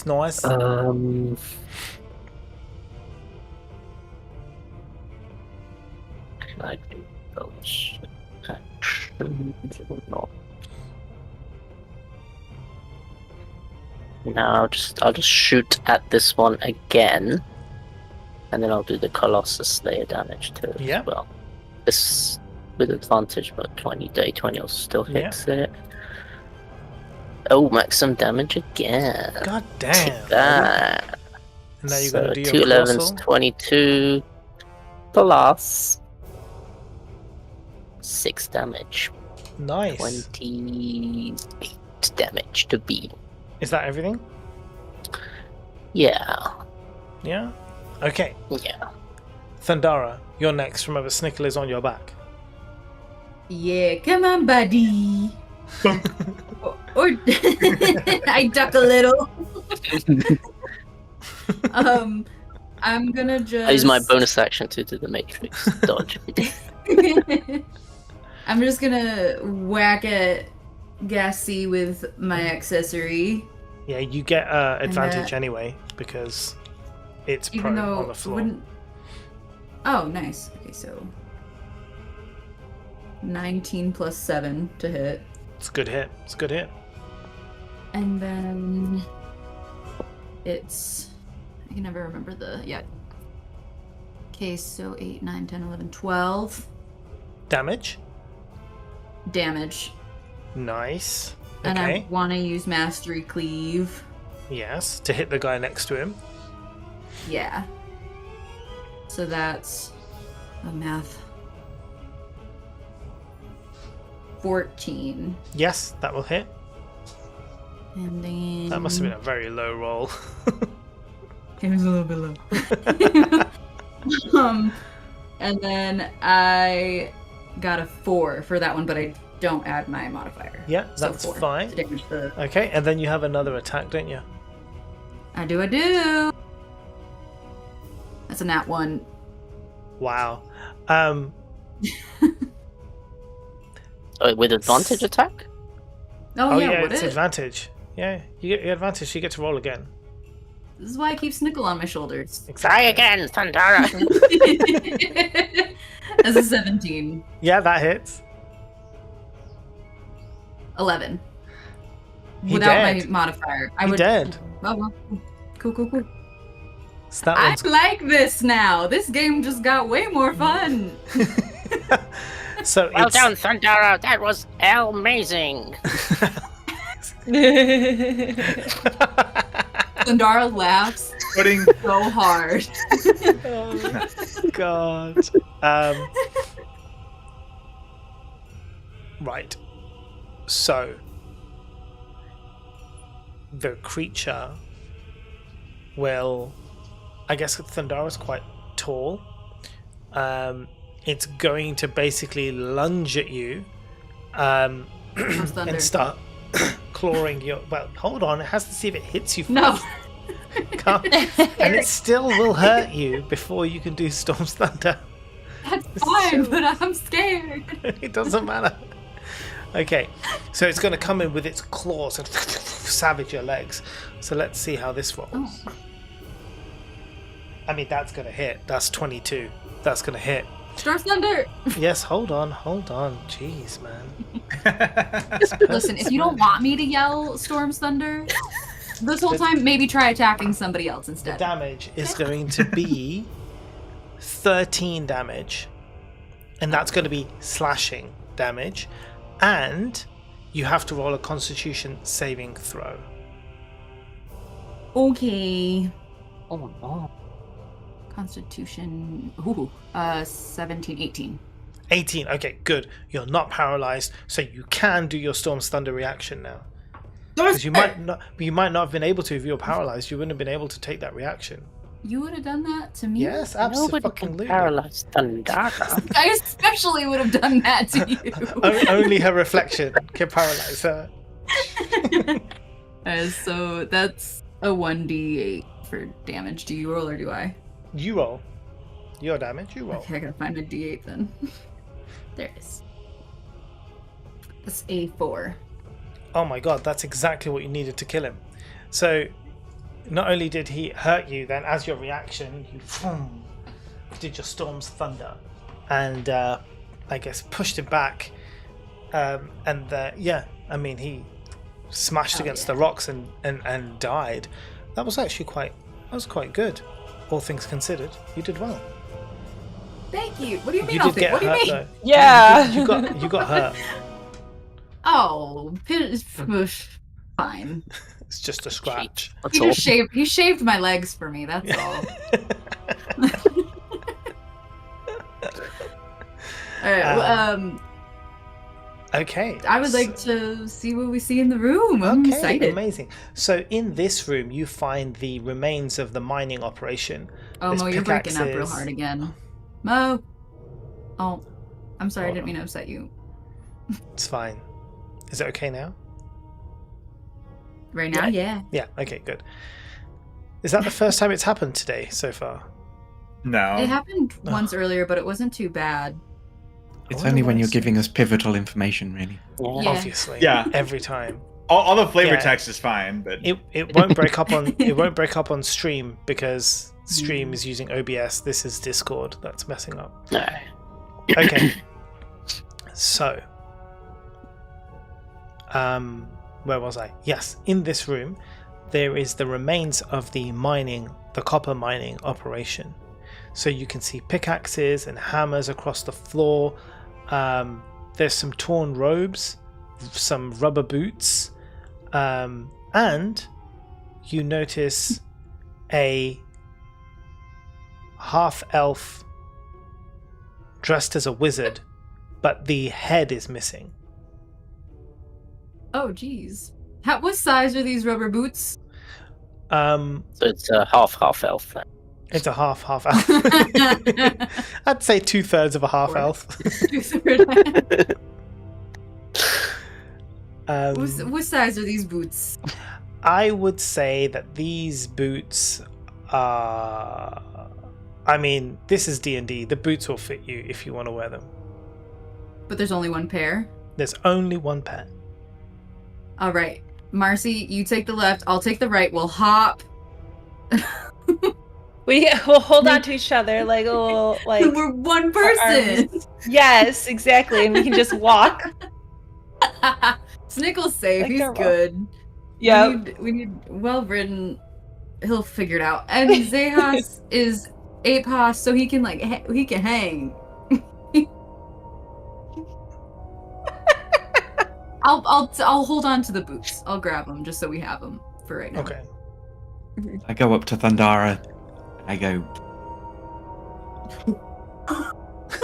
Does he hang up on my heart? Or does he want uppies? What do you Uppies. want? Oh, baby! Come here! That's Oh, I'm adorable. gonna cry. This little- Oh, But see, that would work so much better if he was an orangutan. Damn it. It'd I be thought so he was cute. chimp-like. Yeah, he is, but it'd Yeah. be cuter if he was an orangutan. I don't know. Thinking about a real big ape just hanging on half of my body is pretty cutesy. I guess, yeah, chimpanzees aren't that big, so... Yeah, I guess it would be okay. Okay, so the boots. Yes, you have have the them. boots. The They're rubber in my boots. bag. They are yours. That is all that you find in this room. And does the wizard have a spell book? No, nothing is on the... Nothing is on Okay. the wizard. Okay. I've just got a collection of boys hanging on my body. Yeah. Just I like mean- real life. oh Hey. no. Oh, Yes, I mean, I if you mean, count Dewey and Ranger and Hopper, I'll wear the boots, and then Welvrin and Marcella can each hold on to a leg. We'll be one giant person. It's like Power Rangers. Yeah. I love it. Oh god. Transformers. Okay, sorry. how do you know it's an elf if the head is Robots in missing? disguise. There'll be other, things about elves other than just the face that makes you an elf, right? There's got to be Does their penis sparkle in the What? sun? the bones. Circumcised. Circumcised. That's the only. That That was is the brilliant. defining definition, guys. It's not the face. You got to look at the peen. Gotta look at the thing. Gotta look at Dong the peen. check. What do you roll for a dog check anyway? Is that medicine? No. It would definitely be I mean- investigation. It's medicine for you. Or no, it should be a religion check, shouldn't it? No. That's for the circumcision. But if you're doing a dong check, it's gonna Okay. be investigation. Animal handling. No. What? Yeah. There we go. Christ. Animal handling. Moving on. Oh, this is why we play D&D though. Okay, so yeah, if you are going to be going around with all the boys hanging off of you later on, we'll need a strength check for all of this. But for now, it's fine. Are you going into the next room?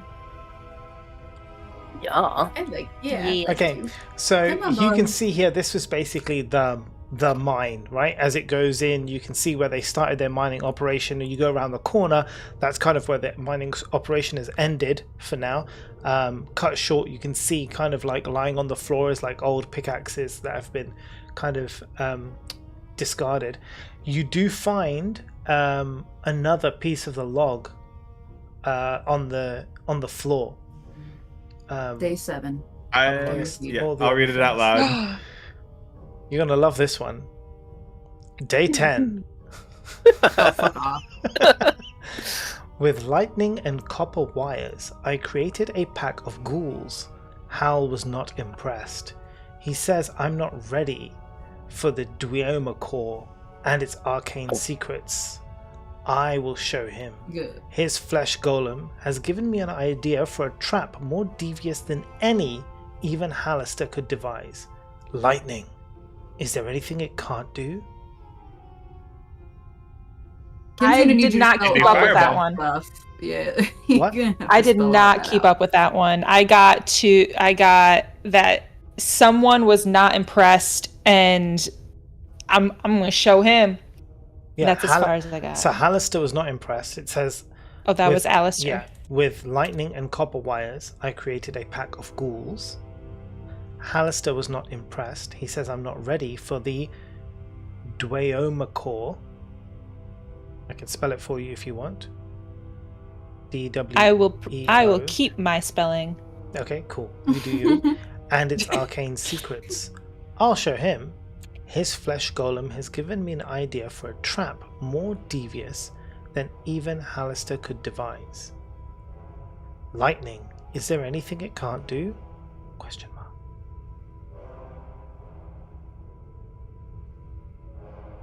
Can't do fireball.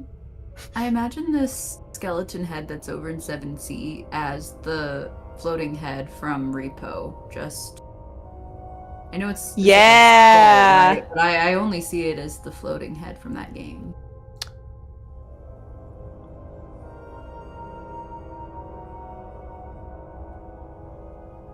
And it was just that note that was over here? Yep, that's it. That's all you've got. Nope, that's Apas picks up one of the pickaxes and just starts playing with it. it. Nice. Thought, what if we just finish their job? Let's just keep mining. Yeah, I mean, there is an exposed vein of copper ore. Yeah. Let's keep going and mine until we get to 16. You laugh, I'm serious. Suddenly, the party is playing Minecraft. And they call it a mine. Here's a question. How dexterous am I with the pickaxe? As What's Apas. What is your... I need to know your strength and your dexterity. So I am an ape, so my strength is 16, so plus 3, and my dex is 14 plus 2. Oh, well, in that case, yes, absolutely very dexterous with the pickaxe. Enough to use it as a weapon? Yeah, absolutely. And You're what strong would enough to the- hold it, and you're dexterous enough to wield it. Why not? What would the Do you need an extra attack hand / axe, damage buddy? would be? Let's go. It is a sharpened. I guess it's a pickaxe, so it's sharp. So we're going to do piercing damage. Let's say it's the same as a. Well, mace is bludgeoning, but I'm going to say it's going to be the same as a mace, but with piercing damage instead of bludgeoning damage. So my punch is 1d6 plus 3 Mm-hmm. as an ape. And a mace It- is. I don't know. I'll tell you. 6, right? It's one-handed, isn't it? I think it would be the same. 1d6. 1d6. Yeah, 1d6. Plus the same. Plus 3. Right away. You're just like, screw this. I don't want this. Do you need do you want a hand axe? I've got I imagine two, it and I won't never be. used- It won't Either be of 'em. more. Any better? Yeah, it's true. It Well. won't be any better. I don't know shit. The in the level above in the dungeon, there was a big old thing that was just kind of walking around. He's like, I'm doing this for someone, and I fell in love with this creature. Was that a flesh golem, or was it like a robot No. thing? It was a robot thing. When did we It was interact? with a flesh golem? his name was Fizzban. He was a shield There's guardian. There's a flesh golem with the head in 7C. And Right. there was a flesh golem with the vampires. Yes, there was a flesh Oh, golem okay, with the that's with the right. head Right. of the vampires. Okay. Anna just had a couldn't flesh remember if golem. It was like something I liked. I killed it. Yeah, think like Frankenstein's Right. monster. Right. Okay, so what's the plan, guys? What we're gonna do? What we're gonna do? Should we just go from the bottom? Surprise attack? Fireballs and everything? Mm-hmm. Still an option to mine to 16, but I follow you.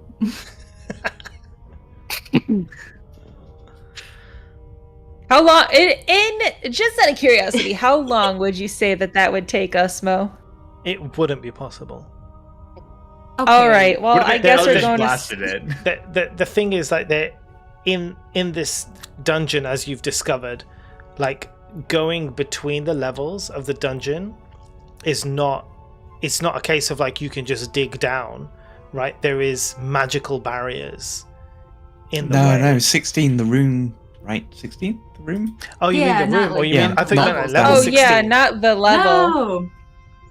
Yeah, just oh, getting you down, can. down a little bit. Oh, you can absolutely mine through to level 16 if you want to. I don't give a shit. It's your I time. start doing it. Red Wait, light. what? How long? What time?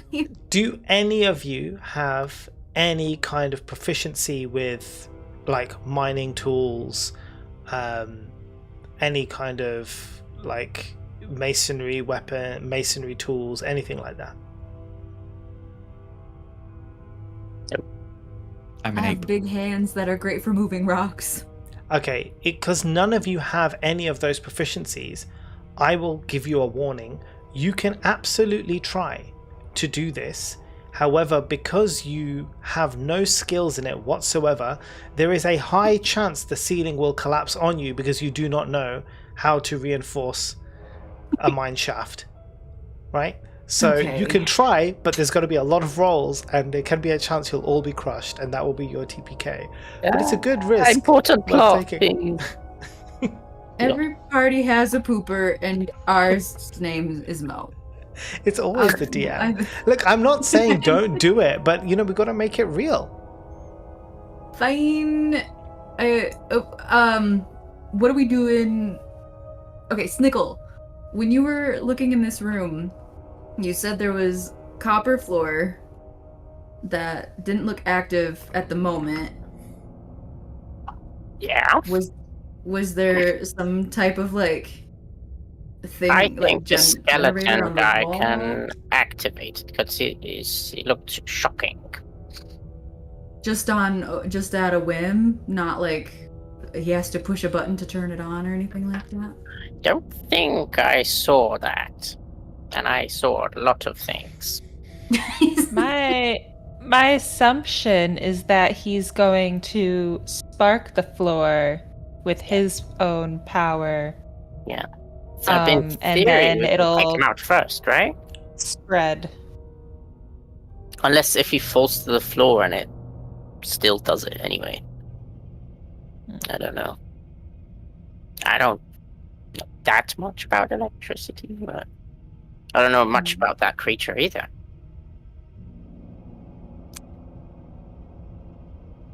I But I'll could tell you fall what. with it So- I'll out. tell you what though, Okay. right? Because this is what we'll do is we will pause in a minute here because we need to take a break anyways. It's coming up to 10. So why don't you guys just have right now, like not top, but you guys just have a few minutes to discuss your plans here. Then we'll take a break for 5 minutes, right? And then when Sounds we good. come back from the break, we can do whatever plan you are thinking about now. So this is your plan time. I Go. like it. I can get 2 fireballs out, and if we surprise them, I think I can do that pretty rapidly. Are we worried about burning anything in there, though? There wasn't anything in there. It was just copper floor and then the creatures, Yeah, that's true. according to Snickle. I could also, I don't know if this would work, I could thunder wave the area. I don't know if it would spark the floor. Like, before I go in, I can cast, like, thunder I wave think outward. thunder and lightning is different. technically. Thunder is a force push I away. thought so. I was just kind of hoping There- for Moa's rule of cool or something. Nah. There I were could some also- tables in the room with Yeah. equipment around, and the Destroyed. tables were destroyed and stuff. But yeah, but there the might be other stuff in there. The other thing that I could do is we could get some area control, and then I could fireball. Mm-hmm. Also, Mo, Hello. my plan. Hello. My plan was to let me know if this is in my realm of monkness. Okay. Let's go. We'll find out. But can I run along? Run along walls. Yeah. Ooh. Can I like run along the wall and just circle it and come back? Well, the thing is, okay, look, realistically, Yeah. right? Yeah. I want to be like, Yeah. you absolutely can run along walls. However, can you run along 10, 20, 30, 40, 50 feet of walls? Probably. Which wall were you thinking of running across? In my mind, I was thinking it probably would take more than one turn to circle it, but I was thinking about circling, jumping, like You want to go Over- around the whole room. circle the room. Yes. Okay, so hold on a second. So you want to circle the entire room. Now remember, there is also a doorway. So if you're looking from the west side, you've got 20 feet of wall, then a doorway that's 10 feet big. Uh-huh. You can't run along empty space. Jump it. Okay. And then you've got lots more to run around. Remember, even if you have only 30 feet or 40 feet of movement in a single turn, you'd be able to get 40 feet. What will you do then? You'll just drop to the floor, right? No, because I don't Then think you of it prone. like when you're running. Okay, if you're running in real life, do you say, okay, in 6 seconds, I need to stop running and then go again? No, but Yeah, if our you- turn ends, but my turn, like I'm still. I get that, Trucking. but if you think that effectively, if you think that you could run against a wall across this whole room for about what would be effectively 18 seconds, you'd be running vertically for 18 seconds, defying gravity. Like, I'm willing to accept that you can run along a wall a little bit because, like, fuck it, Jackie Chan could do it. If Jackie Chan can do it, right, then I'll say you can do it too. But even when Jackie Chan does it, right, he can like run, maybe for like 3 seconds or 4 seconds across a wall. He can jump from one wall to another wall and go up. I'll allow all of those things. Being a monk, I'm like, you can definitely do that. But I'm not going to let you like free run vertically for 18 seconds and jump a 10-foot gap and carry on running. I was like, some things are cool. Some things I'm like, no, we can't let that happen. But you do have some other abilities that you should check out. Yeah. 'Cause So, there are some cool okay. things you can do. Can I provide a suggestion here? Yeah. Cool. So here's what I'm thinking. If we get up there and surprise them, what I'll do is I will cast Fireball, Mm-hmm. right? And that's going to cause some damage. And then I will cast Hunger of Hadar, which will create darkness, so we can't see in. Hold on. Remember, 2024 rules. Surprise is different now, Oh, right? How's it again? So surprise means they It's a have normal- disadvantage yeah. on their initiative roll, but it doesn't. They don't skip. They Oh, don't skip a turn of fucking- combat. Why dumb. why don't we just lure them out of the room with the copper floor and then go into initiative? Why would they leave their area of protection? That doesn't make sense for them. Help! Help! Everything's dead! Everything just died! Ah! You said the skull is made of metal, yes? Oh, look at what I've got. Yes. Well, if it's metal and there's some form of creature attached to it, then I have something that I keep in my back pocket in case I ever need to remove a weapon or something from someone that could really fuck up metal. I keep glitter in my back pocket. Are you thinking of heat metal? Yes. But I would have to drop my current ape form. But here's the thing. I need a new helmet because I lost my last one. I mean, no, hold on. This is a skull. It's like your head. He's gonna bone saw out the bottom of it. Wait, the skull itself is metal? Yes. Well, it's metal coated, so it's fully. So it's like it's an elf skull, but it's fully coated in metal, fully all the way around. Horse shit. All right. Well, and then okay. So the second part of my plan here was not specifically tied to Hunger of Hadar, but it was tied to Marcella casting a elemental burst and doing lightning to fuck up the copper to get the flesh golem who is touching the copper. So that's where my mind is at, right? So run in fireball, Marcella,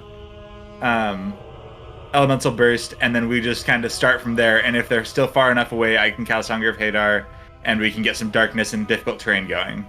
So you can, by all means, run in there and attempt to do the things you want to do, but it will kick off the initiative, and they will have disadvantage on the initiative, but they won't skip a turn. So you can go in and hope that you all get ahead of them in the initiative order. But yeah, there's no promises. Also, hi, thanks so much for the raid, guys. We're just discussing how the party's going to progress through this next room, and once they've decided that, we're going to take a short break, just a quick drink break, and we'll be back in 5 minutes to then see how this next potential battle plays out. I would like to give Marcella the rubber boots before anything. Okay, Marcy has the rubber boots. Zehas, maybe what? Well, I don't know. My heat spell is ranged, so I don't have to go in as long as I can see the spell. I was gonna say I have. Where did it? I just had it up. I was reading more. Well, I'm Elemental just worried that burst. if you fall off of a wall, I have 120 foot range. Okay. Yeah, I think that Thundara needs to hang out of those boots because otherwise you're not going to be useful in this fight. Mo, describe what the boots look like to me, please. Okay, so unfortunately they're not sexy. They are the plainest rubber boots possible. Imagine color. like a pair of DMs, right? So they look like a pair of DMs. What's a DM? A Mo? Hello? Like a Doc Martens. What's a DM? Doc Martens. Oh, okay. Just a pair of me. They look like a pair of me on your feet. Yeah? Like my face on your so they look like a pair of DMs, except that they're just like that kind of yellow of elastic, like of rubber, right? That kind of browny yellow of rubber. Like Curious George yellow? I pull out my paint that I got to paint Hearts on Welverin's armor. And I do little hearts and polka dots all over them, and then on the wet paint I throw my pocket glitter onto them, and they are now cute. They are slay. They're beautiful rubber boots that you have there. Thank you so much. I'm gonna drop a pass, assuming that I don't want to be in that room. Okay. So you're back to Zehas now. Okay. Yep. I'm fine. So we should use our range attackers first if we're in initiative order to do so. Are we basically saying we're going to figure out what initiative is because we don't know what initiative is going to look like yet? Well, one person can actually start an attack and then we'll roll initiative, presume. Okay. Right, so I'm saying I shouldn't go into the room until somebody else has started their range attack. I'm not just trying to be selfish, but I think that we should really get a fireball in there and just set the tone. Yeah, that's fine. Room tone. Isn't Room the tone. skull is the With skull the is metal? temperature, Oh, let me see if I can add the. Yeah. it's a tokens in. skull coated in metal. Will it melt? Will it work? I don't know. I mean, how hot does a fireball get? I mean, let's have that discussion, because I know that copper melts at like what 1900, 2000 degrees, and like fireball like is pretty incendiary. I mean, we're fucking up a lot of stuff here. So like, What level you cast that, I guess. well, I mean, like 3rd level spells are pretty, I mean, they're not nothing to sneeze at, and so I like, mean- how hot is this getting, Mo? I mean, realistically, it's a very, very difficult one for me to put a temperature on. I have absolutely no freaking clue. Okay, I'm would gonna say 2500 degrees. Does that sound okay? No. I'm just gonna say. I mean, it's a nice round number. Come on. Power of the sun in the palm of your hand. Exactly. Well, that's. I mean, like, yeah, Like I would. Yeah. I mean, it's a tricky one. Hold on. because Hold it's on. enough to instantly start burning stuff, right? Yes. Okay, I'm gonna say. Actually, you know what? I would say it's a magical fire spell, right? Now, when we're talking about because it's magical, it's obviously going to have some oomph to it, and we're going to say that because it will instantly start burning things. So, actually, you're not too far off in Fahrenheit. That is, I would say Yes. Yeah. taking the base of an extreme forest fire, which burns at just over 2,000 degrees Fahrenheit. I will say it is 2,000 degrees Fahrenheit. A fireball. Okay. Now here's. Well, no. I'll ask my question when we come back. We should take our break. Yeah, okay. So, guys, we're going to take a break. I'll run the ads on Twitch. On YouTube, there's no ads, but we'll be on the BRB screen. And we will be right back, and we can see what kind of madness these guys come up with. And for those of you, none of the commands work, Chester. For those of you who are wondering, the 2,000 degrees Fahrenheit of the is just under. It's about 1,100 degrees Celsius for a fireball. That's what we've determined, and that is now canon for this game. Right, I've we never will really be back. thought of Celsius to that level before. Right, we'll be back soon, guys.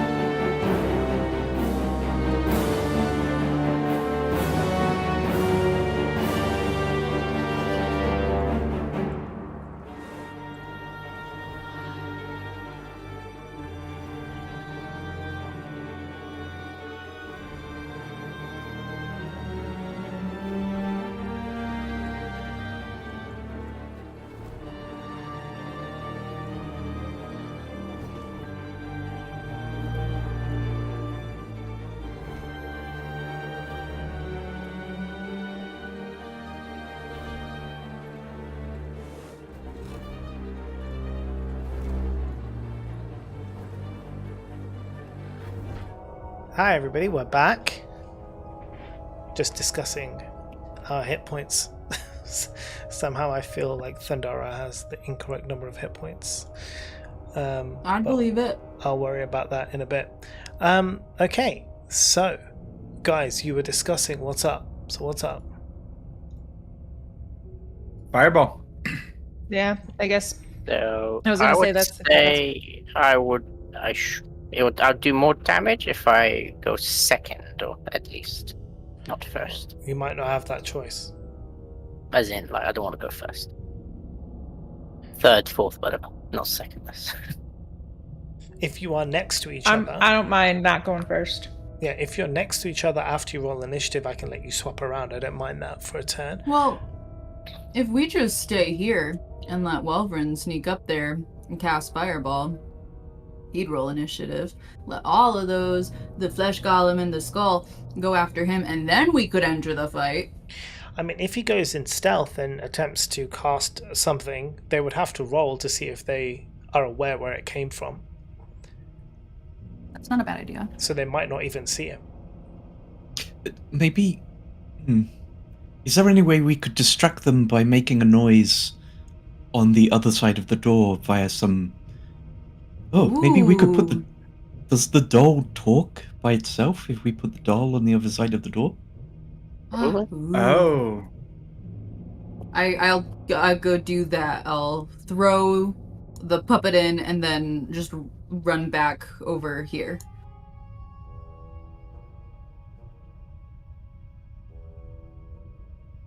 Okay. Is that what you do, yeah?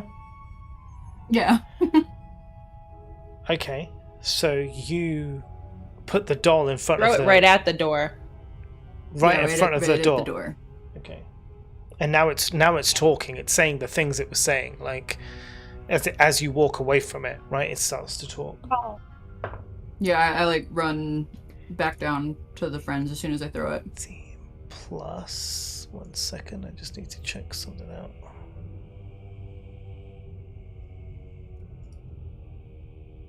Pull that one out, and this one.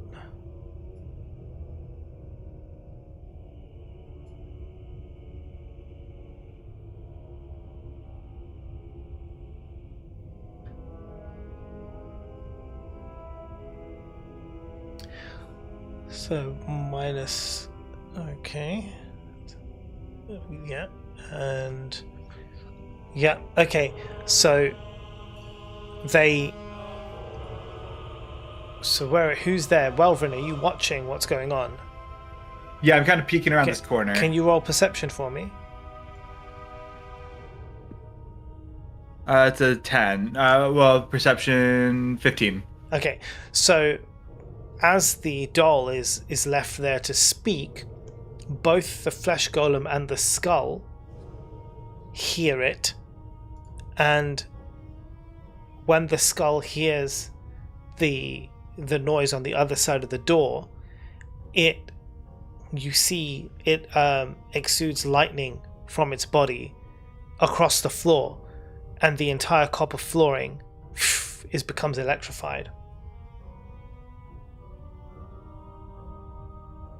Cool. As So it's not paying expected. attention. It's not paying attention to where I am. I mean, you can roll stealth with advantage if you want to do something right now, but you'd have to be right now. Does that damage the flesh column? No. Flesh golem does not move, does not look at all bothered. So that is an 18 for me on stealth. Okay. And do what you want to do, and we'll see what happens. All right, we are going to cast Fireball at them. What?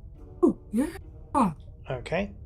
And so we cast that, and then, okay, math time. Let's see, we got 3.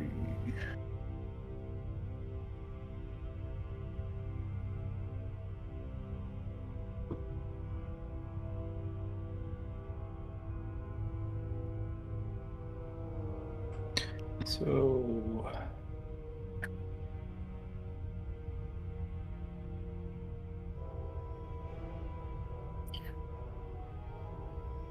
That is 31 damage. 31 damage. Okay, hold on a They second. do have to do a dexterity saving throw, though. Yeah.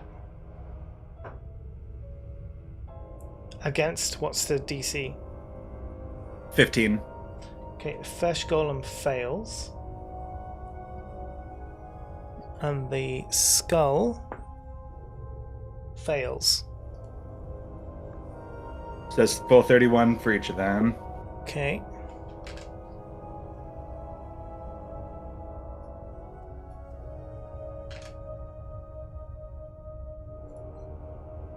So give me a second, I just check something. Neither of them saw you do this. Great. Now, here's my dumb question. Mm-hmm. But Copper now melts they're at alert. Now almost- they're alert. Just so you know. Yes. So copper melts at 1900 degrees Fahrenheit, roughly. Uh-huh. Does this fuck up the floor and make it at the very least difficult terrain? Or does it get rid of the... Let's see. Now, this is going to be an interesting one.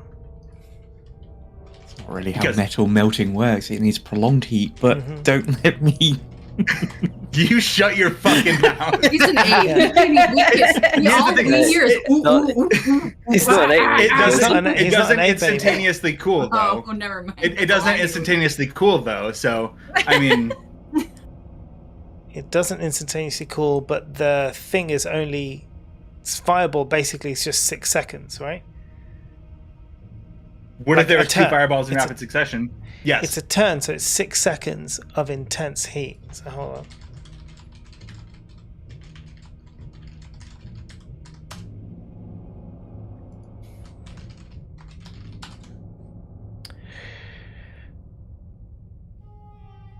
Okay, so let me tell you. If you have taken already refined copper and you want it to get to the point where you can like mess around with it, you have to put it into a furnace of about 2000 degrees for 20 to 30 minutes in order for you to kind of like Okay. start messing around with it. So is it going to fuck up the floor? No, not in 6 or 12 seconds. It got pretty Okay. toasty though. Yeah, You're it's hot. warm. It's warm to the touch. So- you see this writing on appear Yes. It's one Elvish. I floor know to this. rule them all. Okay. Now my second question. So they didn't see where that came from, somehow, or hear it. Anyway,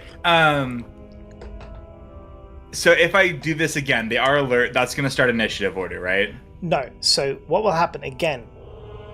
If you do stealth, right? But this time they will have advantage on their perception because now they're looking out for where this is happening. Effectively, because remember, fireball is kind of like a point, right?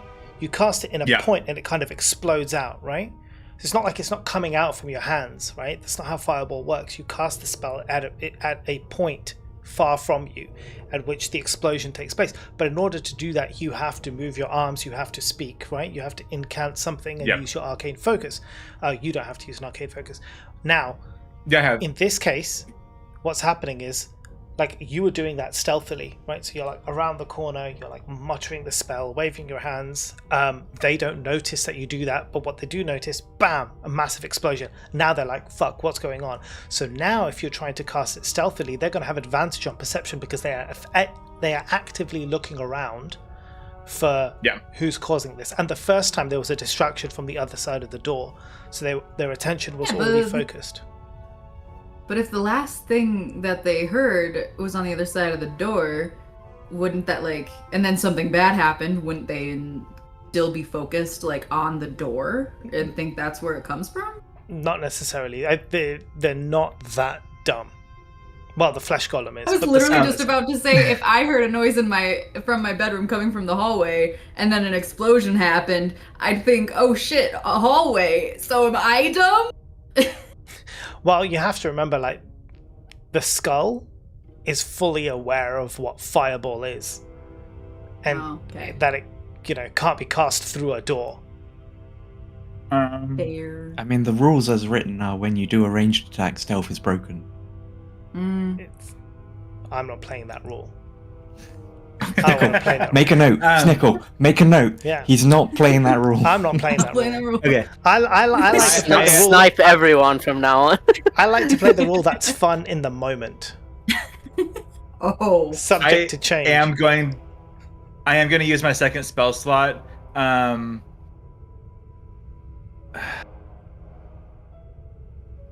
That fucker flies. You get 2 magic turns? Well, we're not in turn order It's a yet. separate turn. We haven't entered turn order yet. Okay. But is it That's your why. initiative? That's why I'm allowing this, because it's quite fun. I want to see kind of where it goes.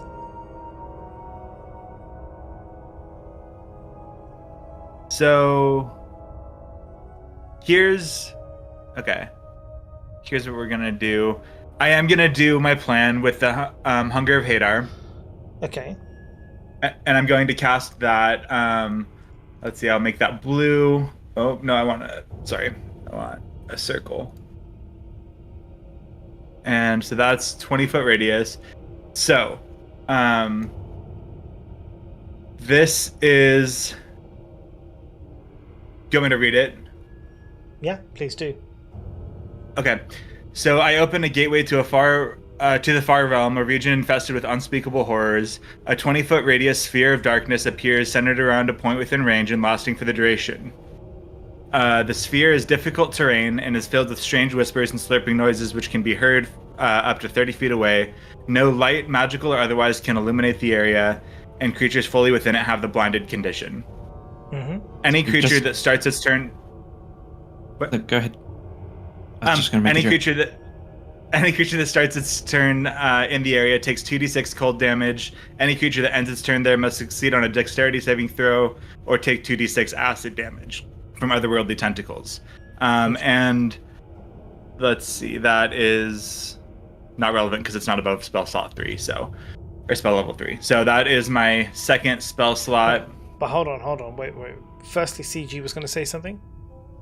Yes. I was just going to make a silly joke about how you've just given them what some people would call ASMR, like strange slurpy noises. Yeah, they love that. Okay, so what's the damage type coming from this? It starts as cold damage. If they start the turn there, it's 2d6 cold damage. And if they end their turn there, it's 2d6 acid damage if they fail their dexterity saving throw. Hold on.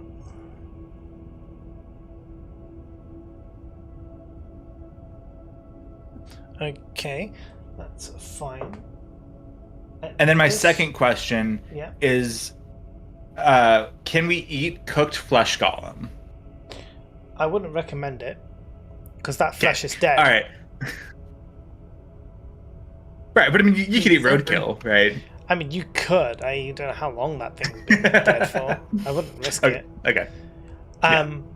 Okay, now, the thing is that as you are attempting to cast this, now they have their perception with advantage. They do notice you doing this, in which case they're going to now roll for initiative. Okay. So you're going to have to do the same. Yep, Rolled a nat 18 for me. one. So a 2. 18 for you, and you're the only one there. So at this moment in time, you are contested with the flesh golem. So can you roll a d20, and the flesh golem will roll a d20, and we'll see where we're at. Yeah. So here's my question. I have something called Dark One's Own Luck, where I can re-roll, or I can add a 1d10 when I see the roll, but without knowing the effects of the outcome. So I rolled a 14, which I don't really want to chance, and I don't know what you rolled. Does that qualify? Can I re-roll that? Yes. Okay. Or not re-roll it, but add the d10. Yeah. So, and that's a 10, so that's 24. Very lucky because I rolled an 18. Okay. Yeah, I did not want to fucking chance that. Okay, so in this case, I'll put yours up. I'll put theirs down. No, I'll just run them. I know what I'm doing. Okay, so is everybody else rolled initiative? Nat Yeah. 1. No. Nat 19. 1. But what's the modifier though? It +1. I rolled a 2. So it's a 2. 22. It's not even +1, is it? It's -1. No, I think my initiative is +1. Initiative Yeah, comes an from my initiative is dexterity. +1. What? Initiative comes from dexterity. And your dexterity Oh. and your strength are swapped. So it was a +7. Sorry. No, sorry. Your dexterity Wisdom. and intelligence are swapped. Intelligence. Not wisdom. Yeah. Okay, so minus. I rolled a 0. Yeah. You don't move. I like it right here. I'm looking You at have my no boots. clue what's going They're on. so cute. Look at my cutie boots. Look at my blazing. Okay, so several things happen at the same time. Firstly, you notice that the electrified floor turns off. Okay, Turns off. turns off. And at this point, Snickle, you've heard the fireball, and you see Welvrin trying to do something else, and then you hear the sound of the flaming skull being like, "He's over there!" Okay? And now you hear, above everything else, your kind of like heightened senses put you in first to act on what the hell's going on now. So Welvrin should have run away to lure them out of the copper room. They're gonna want to be out of the copper room anyway. Did They weren't affected by the copper. the Hunger of Hadar put them in darkness or something? No, that's not been Oh, cast that's yet. what you're saying. He is literally in the process Oh. of casting it. Oh. He So is it's not in happened. the process. Yeah, it's not happened yet. So he's in the process of casting the Hadar, and that's when they've seen him, and now you know they've seen him, you act. Right, okay. Alright. I slide down Thundar's arms, Legolas style. Legolas style. That tickles. That's Nichols.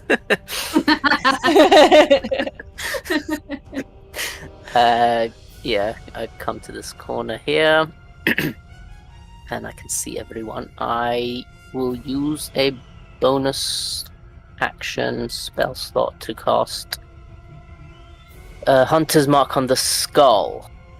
Ooh, okay. And does that reveal anything about it to me about like vulnerabilities? It does. Stuff It like that? absolutely does. So Hunter's Mark on the skull tells you the following information.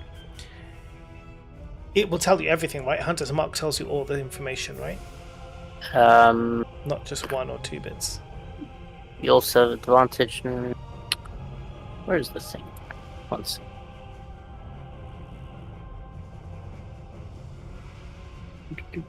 Where's? Hang on one second. It's in my other section.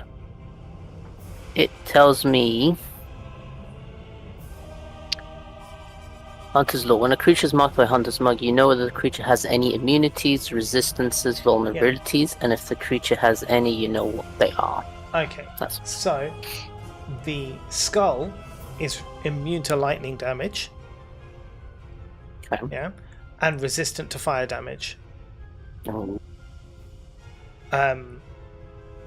It cannot be charmed, it cannot be frightened, it cannot be paralyzed, poisoned, or prone. not even poison. Okay. So that's what you know. Can I, as a free action, shout that Yes. out? Everybody! All that. All those things. Within 6 seconds, say Yeah. all of that. Alright, cool. I get extra, like, d6 attack when I attack the guy. So, we'll just short bow attack him. Mm-hmm. Does a 14 hit the A skull guy? 14 does hit the skull guy, yes. Alright, shoot. Let's do that first for 9 damage. Nice. Plus Where is the... Well, tell me if he ever dies, so I'll stop that. he? No, he's good. 9 damage. D6 from Hunter's Mark is just 1. Okay. Colossus Slayer, I'll use it on as well. D8. 5. Okay. That's pretty much it. I'll attack him again with advantage. My It's the Vex Vex. from the Vex. Gotta love the Vex, man. That is 25 to hit. Hell yeah. 6 damage plus Hell no. another. There's another Hunter's Mark. 5 damage. Oh my god, he's dead. Yes, that bitch. All that I said doesn't matter, guys. Don't worry. I It use my. it just sounded like you were like a little fruit fly buzzing around. You were talking so fast. I use the remainder of my 20 feet to almost reverse slide back up Thunder's arm. Yeah, Somehow, very don't question it. Moonwalk up, backwards. There we Okay. go, guys. See, I told you I should go Beautiful. second. Right. Snickle's done, so Marcy, you're next. The floor is not electrified. I don't want to take that chance. Okay. So I'm not going in there. Okay. I am gonna do another excuse me and come on over, and I'm gonna do my elemental burst of acid damage. They do a dex saving throw, Okay. Let me 2 do that focus now. points. Dex saving throw is a 15. Mine is a 13, So it saves. so they have half as much on a successful save Okay. of 3d8 acid. Let's go. What's 3d8 acid then?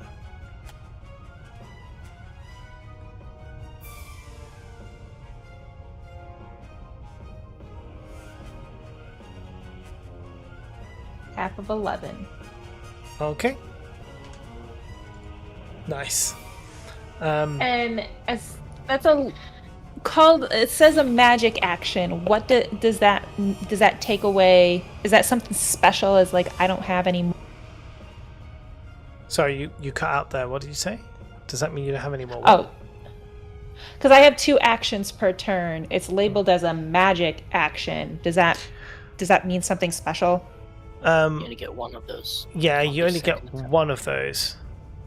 Right. So it uses an action. It uses the full action.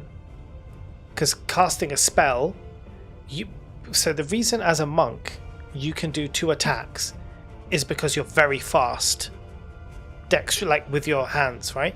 But casting a spell takes the same amount of time, regardless. You can't cast it any faster. So it takes the full 6 seconds. Whereas in 6 seconds as a monk, you can attack 3 times, right? But you can't cast a full spell and then do other attacks. That's why it's a magic action. It's just one action. That's your turn, basically. You still get your bonus action, though. You can still do your focus point actions. But I need to use a monk weapon to use my flurry of blows. Okay, well then you can't do that. But you get an unarmed strike, though, don't you, as a bonus action? Yes. So As my regular one, I can't use my Yeah. or Yeah, you whatever. Yeah, so you Can can still I? technically But that means do I have to go in there, You do have to go in there, yes. in the dark. It's not dark yet. That hasn't been cast. It's not. It'll be cast on my turn. Yeah, if he still wants it to be. So by the time my turn is done or starts next turn, I'll be in darkness and taking damage. If Welvrin decides to still cast the spell. He hasn't cast it because it's not his effectively he didn't get the chance to cast it yet. But I don't want to, because then he's gonna be like, "Oh, I don't want to do Marcel, or she's gonna get hurt," or he'll just hit me anyway. Either way. Well, in this world, you don't know what you don't know that that's about to happen. That's true. So you need Are to you do trying what to tell me that I your need character would do. Yeah, But what I'm would Marcella also do? go in there because of the copper. I'm gonna die if I go in there, man. There's no electricity. The electric loop is dead. Oh, because that was coming from the Dude. skull? Yeah. Yeah, Mo I thought said that- it Fine, I'll go stops in being there. electric. I thought the electricity turned off Oh, wait. before the skull Yeah, was it did. dead. Yeah, it did turn off before the skull was dead. I can't even go that far. Anyway. Oh. 10, 20, 30, 40. I have 45, so I could get, like, what, to here? Where or were you something. before? Yeah, you weren't. I was behind Thundara. Yeah, so you would and- only be able to get that far. That's right. But with my reach, I can still hit him. Right? Unarmed strike reach? I think that's only melee reach. She's Elastigirl. It's crazy. Yeah. I still don't It know how makes that no works. sense. Why does Yeah, it say it? Then why does honestly, it say it? I Like, have a no legendary monster only has a reach of 10 feet. clue. Yeah. Why do I'm I just only going have by what 32 hit the board points? says. No, I mean, but like, you're not wrong. Thundara's health shouldn't be 34, and I don't think your reach should be Yeah. 45. That's fair. Wait, Mo, real quick. The thingy you gave me, my hit points are at 32, Oh, and my hit points on D&D Beyond is 36. and we'll have to What are look my hit into that. points? Yeah, I want to see the character. I mean, I'm looking at the character sheet, and it does say unarmed strike, and then it does say range 45 feet. But I'm thinking, hold on, that's, hold on. I mean, if it doesn't make sense, it doesn't make sense. And I get it, which means I won't go into the room, which means Welvern can cast a spell or not hit me if he does cast a spell. Hold on. So, Let me crisis think. averted. Okay, so you're not going to do it. I'm going to find out what the hell is going on about this. Peter's saying as a monk skill with a key point. Yeah, no, this is Oh, just unarmed isn't there strike. that weird key point punch you can do, which is like at range, but it's Yeah. not an unarmed strike, surely. No, hold on. ChatGPT says it's almost certainly a mistake. Yeah, it's got. Yeah, even it says it's 2024 unarmed strikes have a range of 5 feet. However, certain subclasses and features can extend this range, allowing for a longer range unarmed strike. But I don't think that's only if you use like a different thing. It can only increase it by 10 feet, and that's if you use Warrior of Elements subclass. So not 45 feet. So it's definitely a mistake. Okie dokie. I'll stay put right there. Okay. That's so weird. What a weird mistake to make. Anyway, okay, so you're gonna stay put. Zehas. Probably much to Thundara's chagrin. I'm going to see its range from us and that we have a lot of range going on. I'm going to move to where I can see it, so I guess I can kind of stand behind Welverin Yeah. and throw out a which one is it? Ray of Frost? Yes, Ray of Frost. Why my chagrin? Because it removes the golem's movement. Well, 10 feet of the golem's movement. Okay, so Oh, that's fine. That's fine. Ray of Frost. 14 to hit. 14 does hit, absolutely fine. And the That damage. is 2d6 for 11 damage. 11 damage. Nice. And now it is it half movement or can't move? Which one is it? It knocks 10 feet off its movement. Okay, brilliant. Amazing. It didn't have much movement anyway, but yes, awesome. And then I will kind of move back a bit. That's me. Okay, hold on 1 second.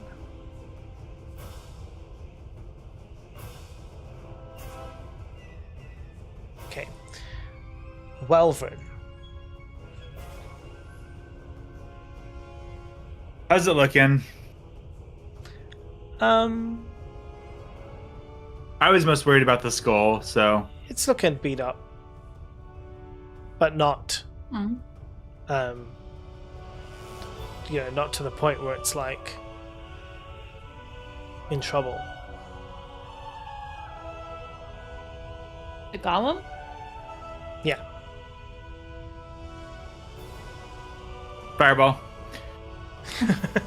Another one. Another one. Give me my character sheet back, you bastard. Okay. Okay, so yeah, that hit Fails. It's an automatic. Okay. So I failed this dexterity saving throw? Yep. Okay.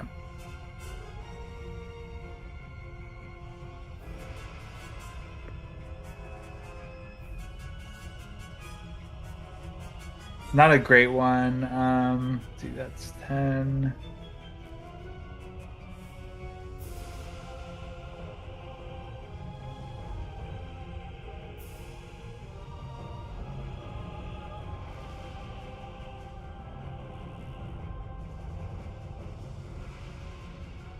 So it's like a 20. Not like, it is a 27. Okay. Is that you done? I'm gonna go ahead and move back to clear the way. Okay. Yep, that makes sense. Right. So the flesh golem's turn. So it's looking pretty raggedy now. You can see kind of, because like imagine the flesh golem is kind of like Frankenstein's monster, so it's different pieces of flesh all like stitched together and and kind of then sort of brought to life, and at the moment you can see, having been exposed to 2000 degrees Fahrenheit of heat for 12 seconds effectively, that various patches of its flesh are falling off of its bones. Some of the stitching is kind of burnt off and coming undone. The skin is charred, the clothes are burnt off. Well, not really, because anything it's wearing doesn't burn somehow. But, all the rest of it, the flesh, you could smell it. Barbecued, rotten meat. And it comes forward to approach you, but obviously it's very slow because it has its movement reduced. It will then use its action to dash, and it will make it to about here, but it will not go beyond. And so stands at the door, at the entry point, waiting. Thundara, it's your turn. Okay, I'm gonna go up to it, just right outside the door. Because is it like an open archway kind of thing? It's not like a little mirror. Okay. Cool. And I'm gonna accessory it.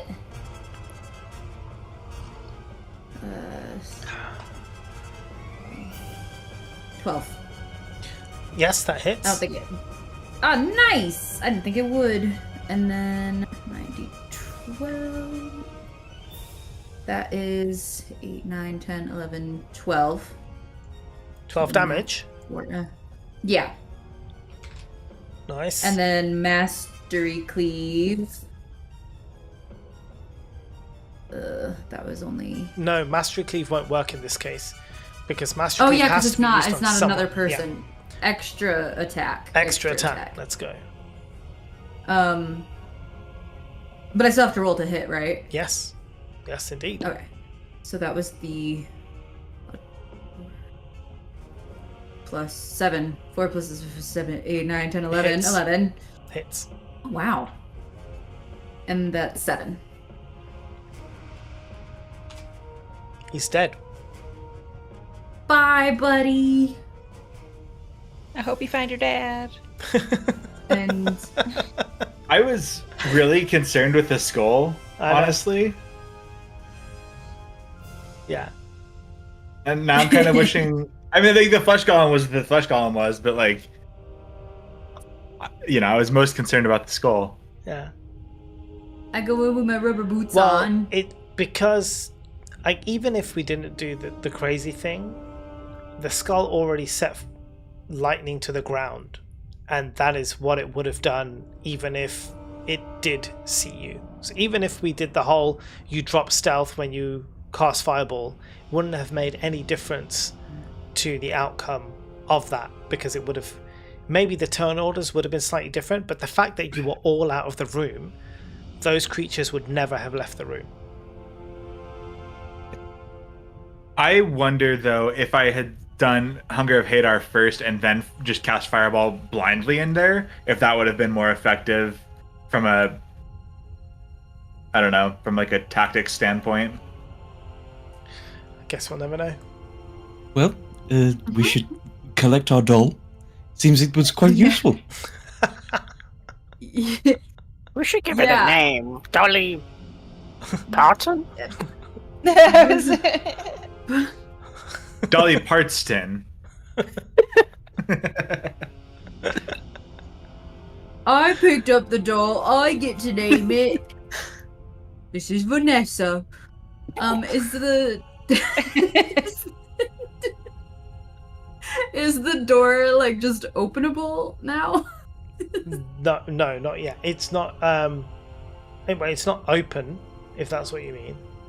Well, I mean, like, can we open it without? You'll have to getting check it for. electrocuted, or You'll is have it to check it. You're wearing rubber boots, so Use your feet. I'll open it with my feet. Okay. Get down. Get down. Yeah, you can open. You have it to with roll your- a slight Yeah, just sleight kick of it feet open. for that. I'll try to open the door Okay. with my 32 hit points. I think. Wait, we took ability score improvements, not feats. Shut up. Yeah. So the door is trapped.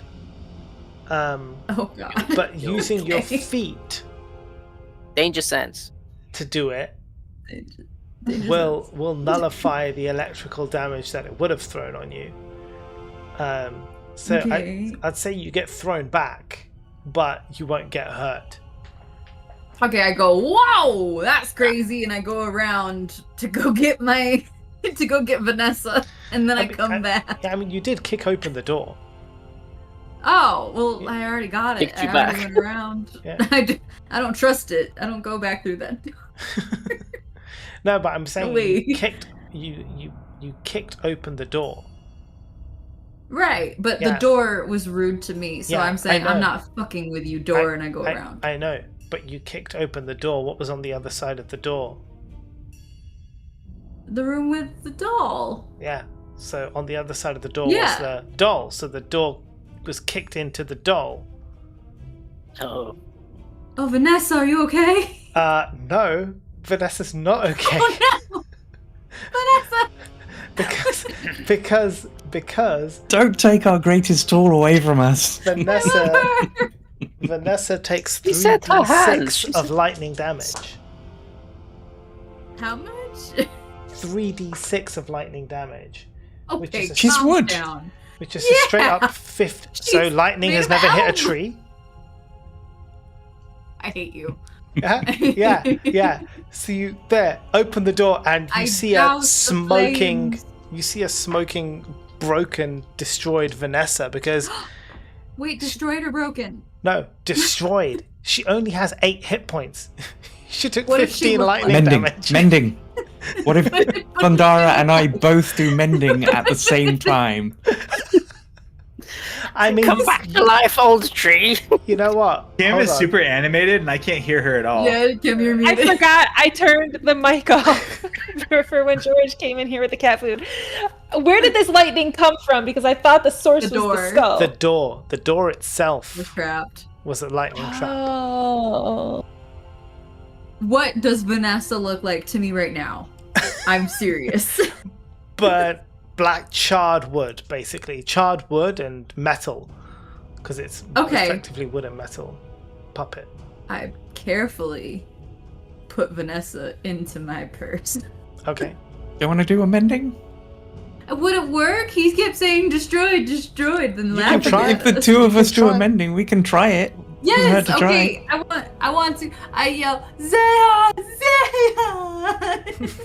Oh dear, and I run over. Okay. It's Vanessa! We need two mending spells stat. She's just crying. Stack them up. More passion for fashion, just like behind her tears. More passion for fashion. I'm painting little hearts on her cheeks. So just so you know, this spell repairs a single break or tear in an object that you touch. So Thandara manages to fix one bit of the clothing of that doll Alistair come was on. wearing. Clothing. We've fixed would not entire pass as a statues with clothing. mending before. Well, Yeah, no, you I kind put a of no, penis no. where it didn't belong. Yes, you fused a penis to a statue. That's one break. I'll allow that one break. Okay. But the penis didn't belong there. You let me Yeah. put the penis somewhere I it did, did not. and I'm gonna let you fix the clothes, and I'm gonna let Zehas's mending fix something. I mean, this is charred. It's not even broken. It's not even like there's a piece of wood. It's been burnt to like dust, like ash, right? The wood that's gone, it's like charred and burnt to ash. However, well, lucky for us, Zehas and I will sit here as long as it takes until every speck of that ash is put together in the right place. you absolutely can. I mean, two halves of broken key, leaking wineskin. You can't take ash back. If you got another piece of wood and wanted to attach it on, I would probably allow it. That other elf had a piece of wood.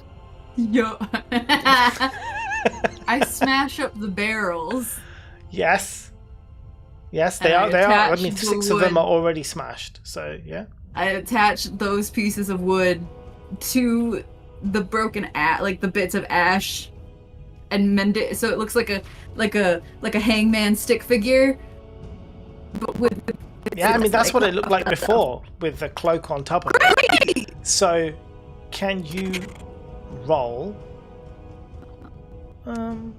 Let's do performance. I just like the idea of performance, and Zehas as well. Zehas is involved in this madness. You can have advantage with me helping you. 'Cause I don't know imagine that your I'm- performance. Yeah, I have. pretty damn good. I have nothing. I got a 20, a dirty 20. Okay, so I'll say that it does look. I mean, it looks fucked up, but it is because it's like a Pinocchio thing.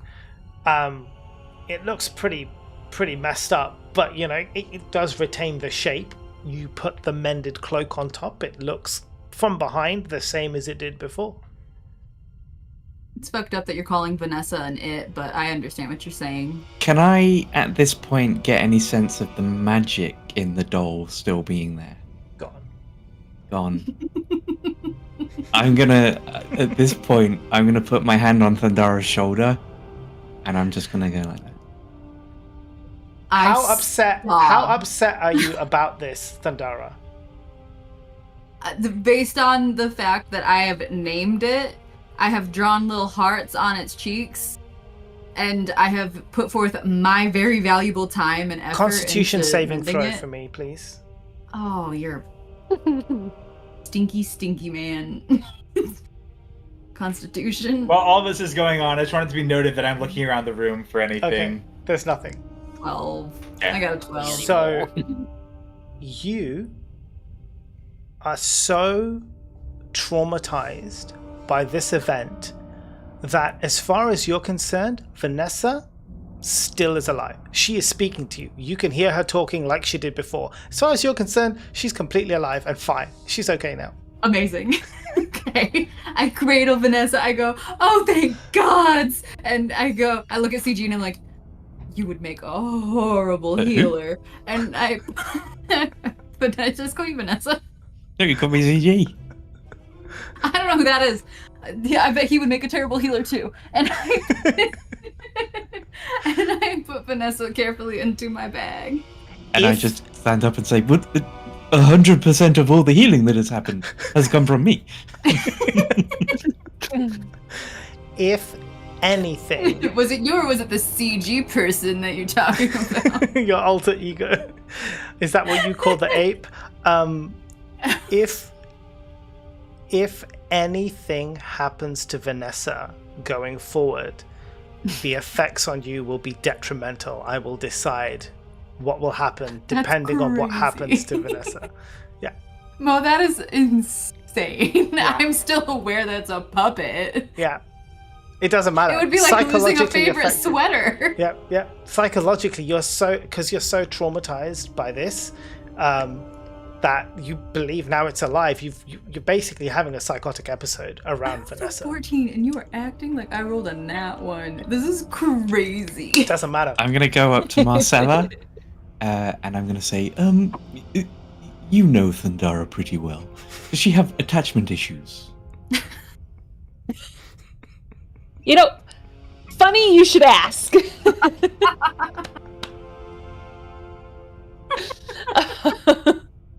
Because there seems to be a situation with the doll that we might want to keep an eye on.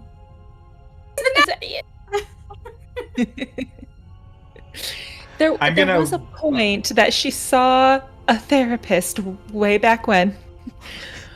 She didn't even know who was a therapist. She to talk to her. But it did help a lot, so bring out some of those tools that she learned from. This is ridiculous. I would like to announce to the room, KG Gorilla, CG, KG Gorilla. Oh my goodness. Okay. Oh gosh. So this is good. We are at the end point anyway for today's session. So this was wonderful. I love that we basically went through 2 rooms. But we actually achieved quite a lot. And Thundara now has a full-on psychotic episode. So that's great as well. I love it. I love it so much. It's great. It is great. Whoop, whoop. So Got boots though. you did get some boots, some rubber boots. Are you wearing them now? Hell yeah. Oh heck yeah. Okay, awesome. Oh, well, you have decorated them, so I guess that makes sense. They're What does that do to the AC? Nothing.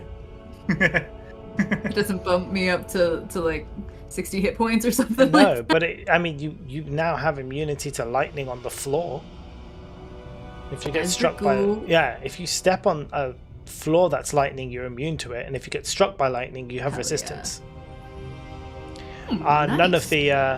None of the commands work. But guys, there is a link to the Roleplay Dungeon Discord on both Twitch and pinned on the YouTube chat, so feel free to join in if you want to chat more D&D. That's where you find us, and that's also where I run random one-shots every now and then, so yes, you can get involved. Otherwise, thank you everybody for being here. Thanks so much to the raiders for raiding and hanging out with us. That was awesome. Yeah, I think that's great. If there's nothing else, we will be back. Are we back next week? Shoot, let me just check this. I am free, but it depends on next week, the 24th of August. Maybe it depends, like a bank holiday weekend. Maybe. Okay. Or so. I be should- free. Yeah. Yeah, all good? Okay. All right, so we'll plan for next Sunday then. We'll be back again. 3 sessions in a row? Who are we? I know. Who are we? This is amazing. It's Oh, insane. wild. We are Vagjazzle motherfuckers. All right, brilliant. Thanks, everybody. Thanks so much for being here, and we'll see you again next week. Bye. Bye. Bye.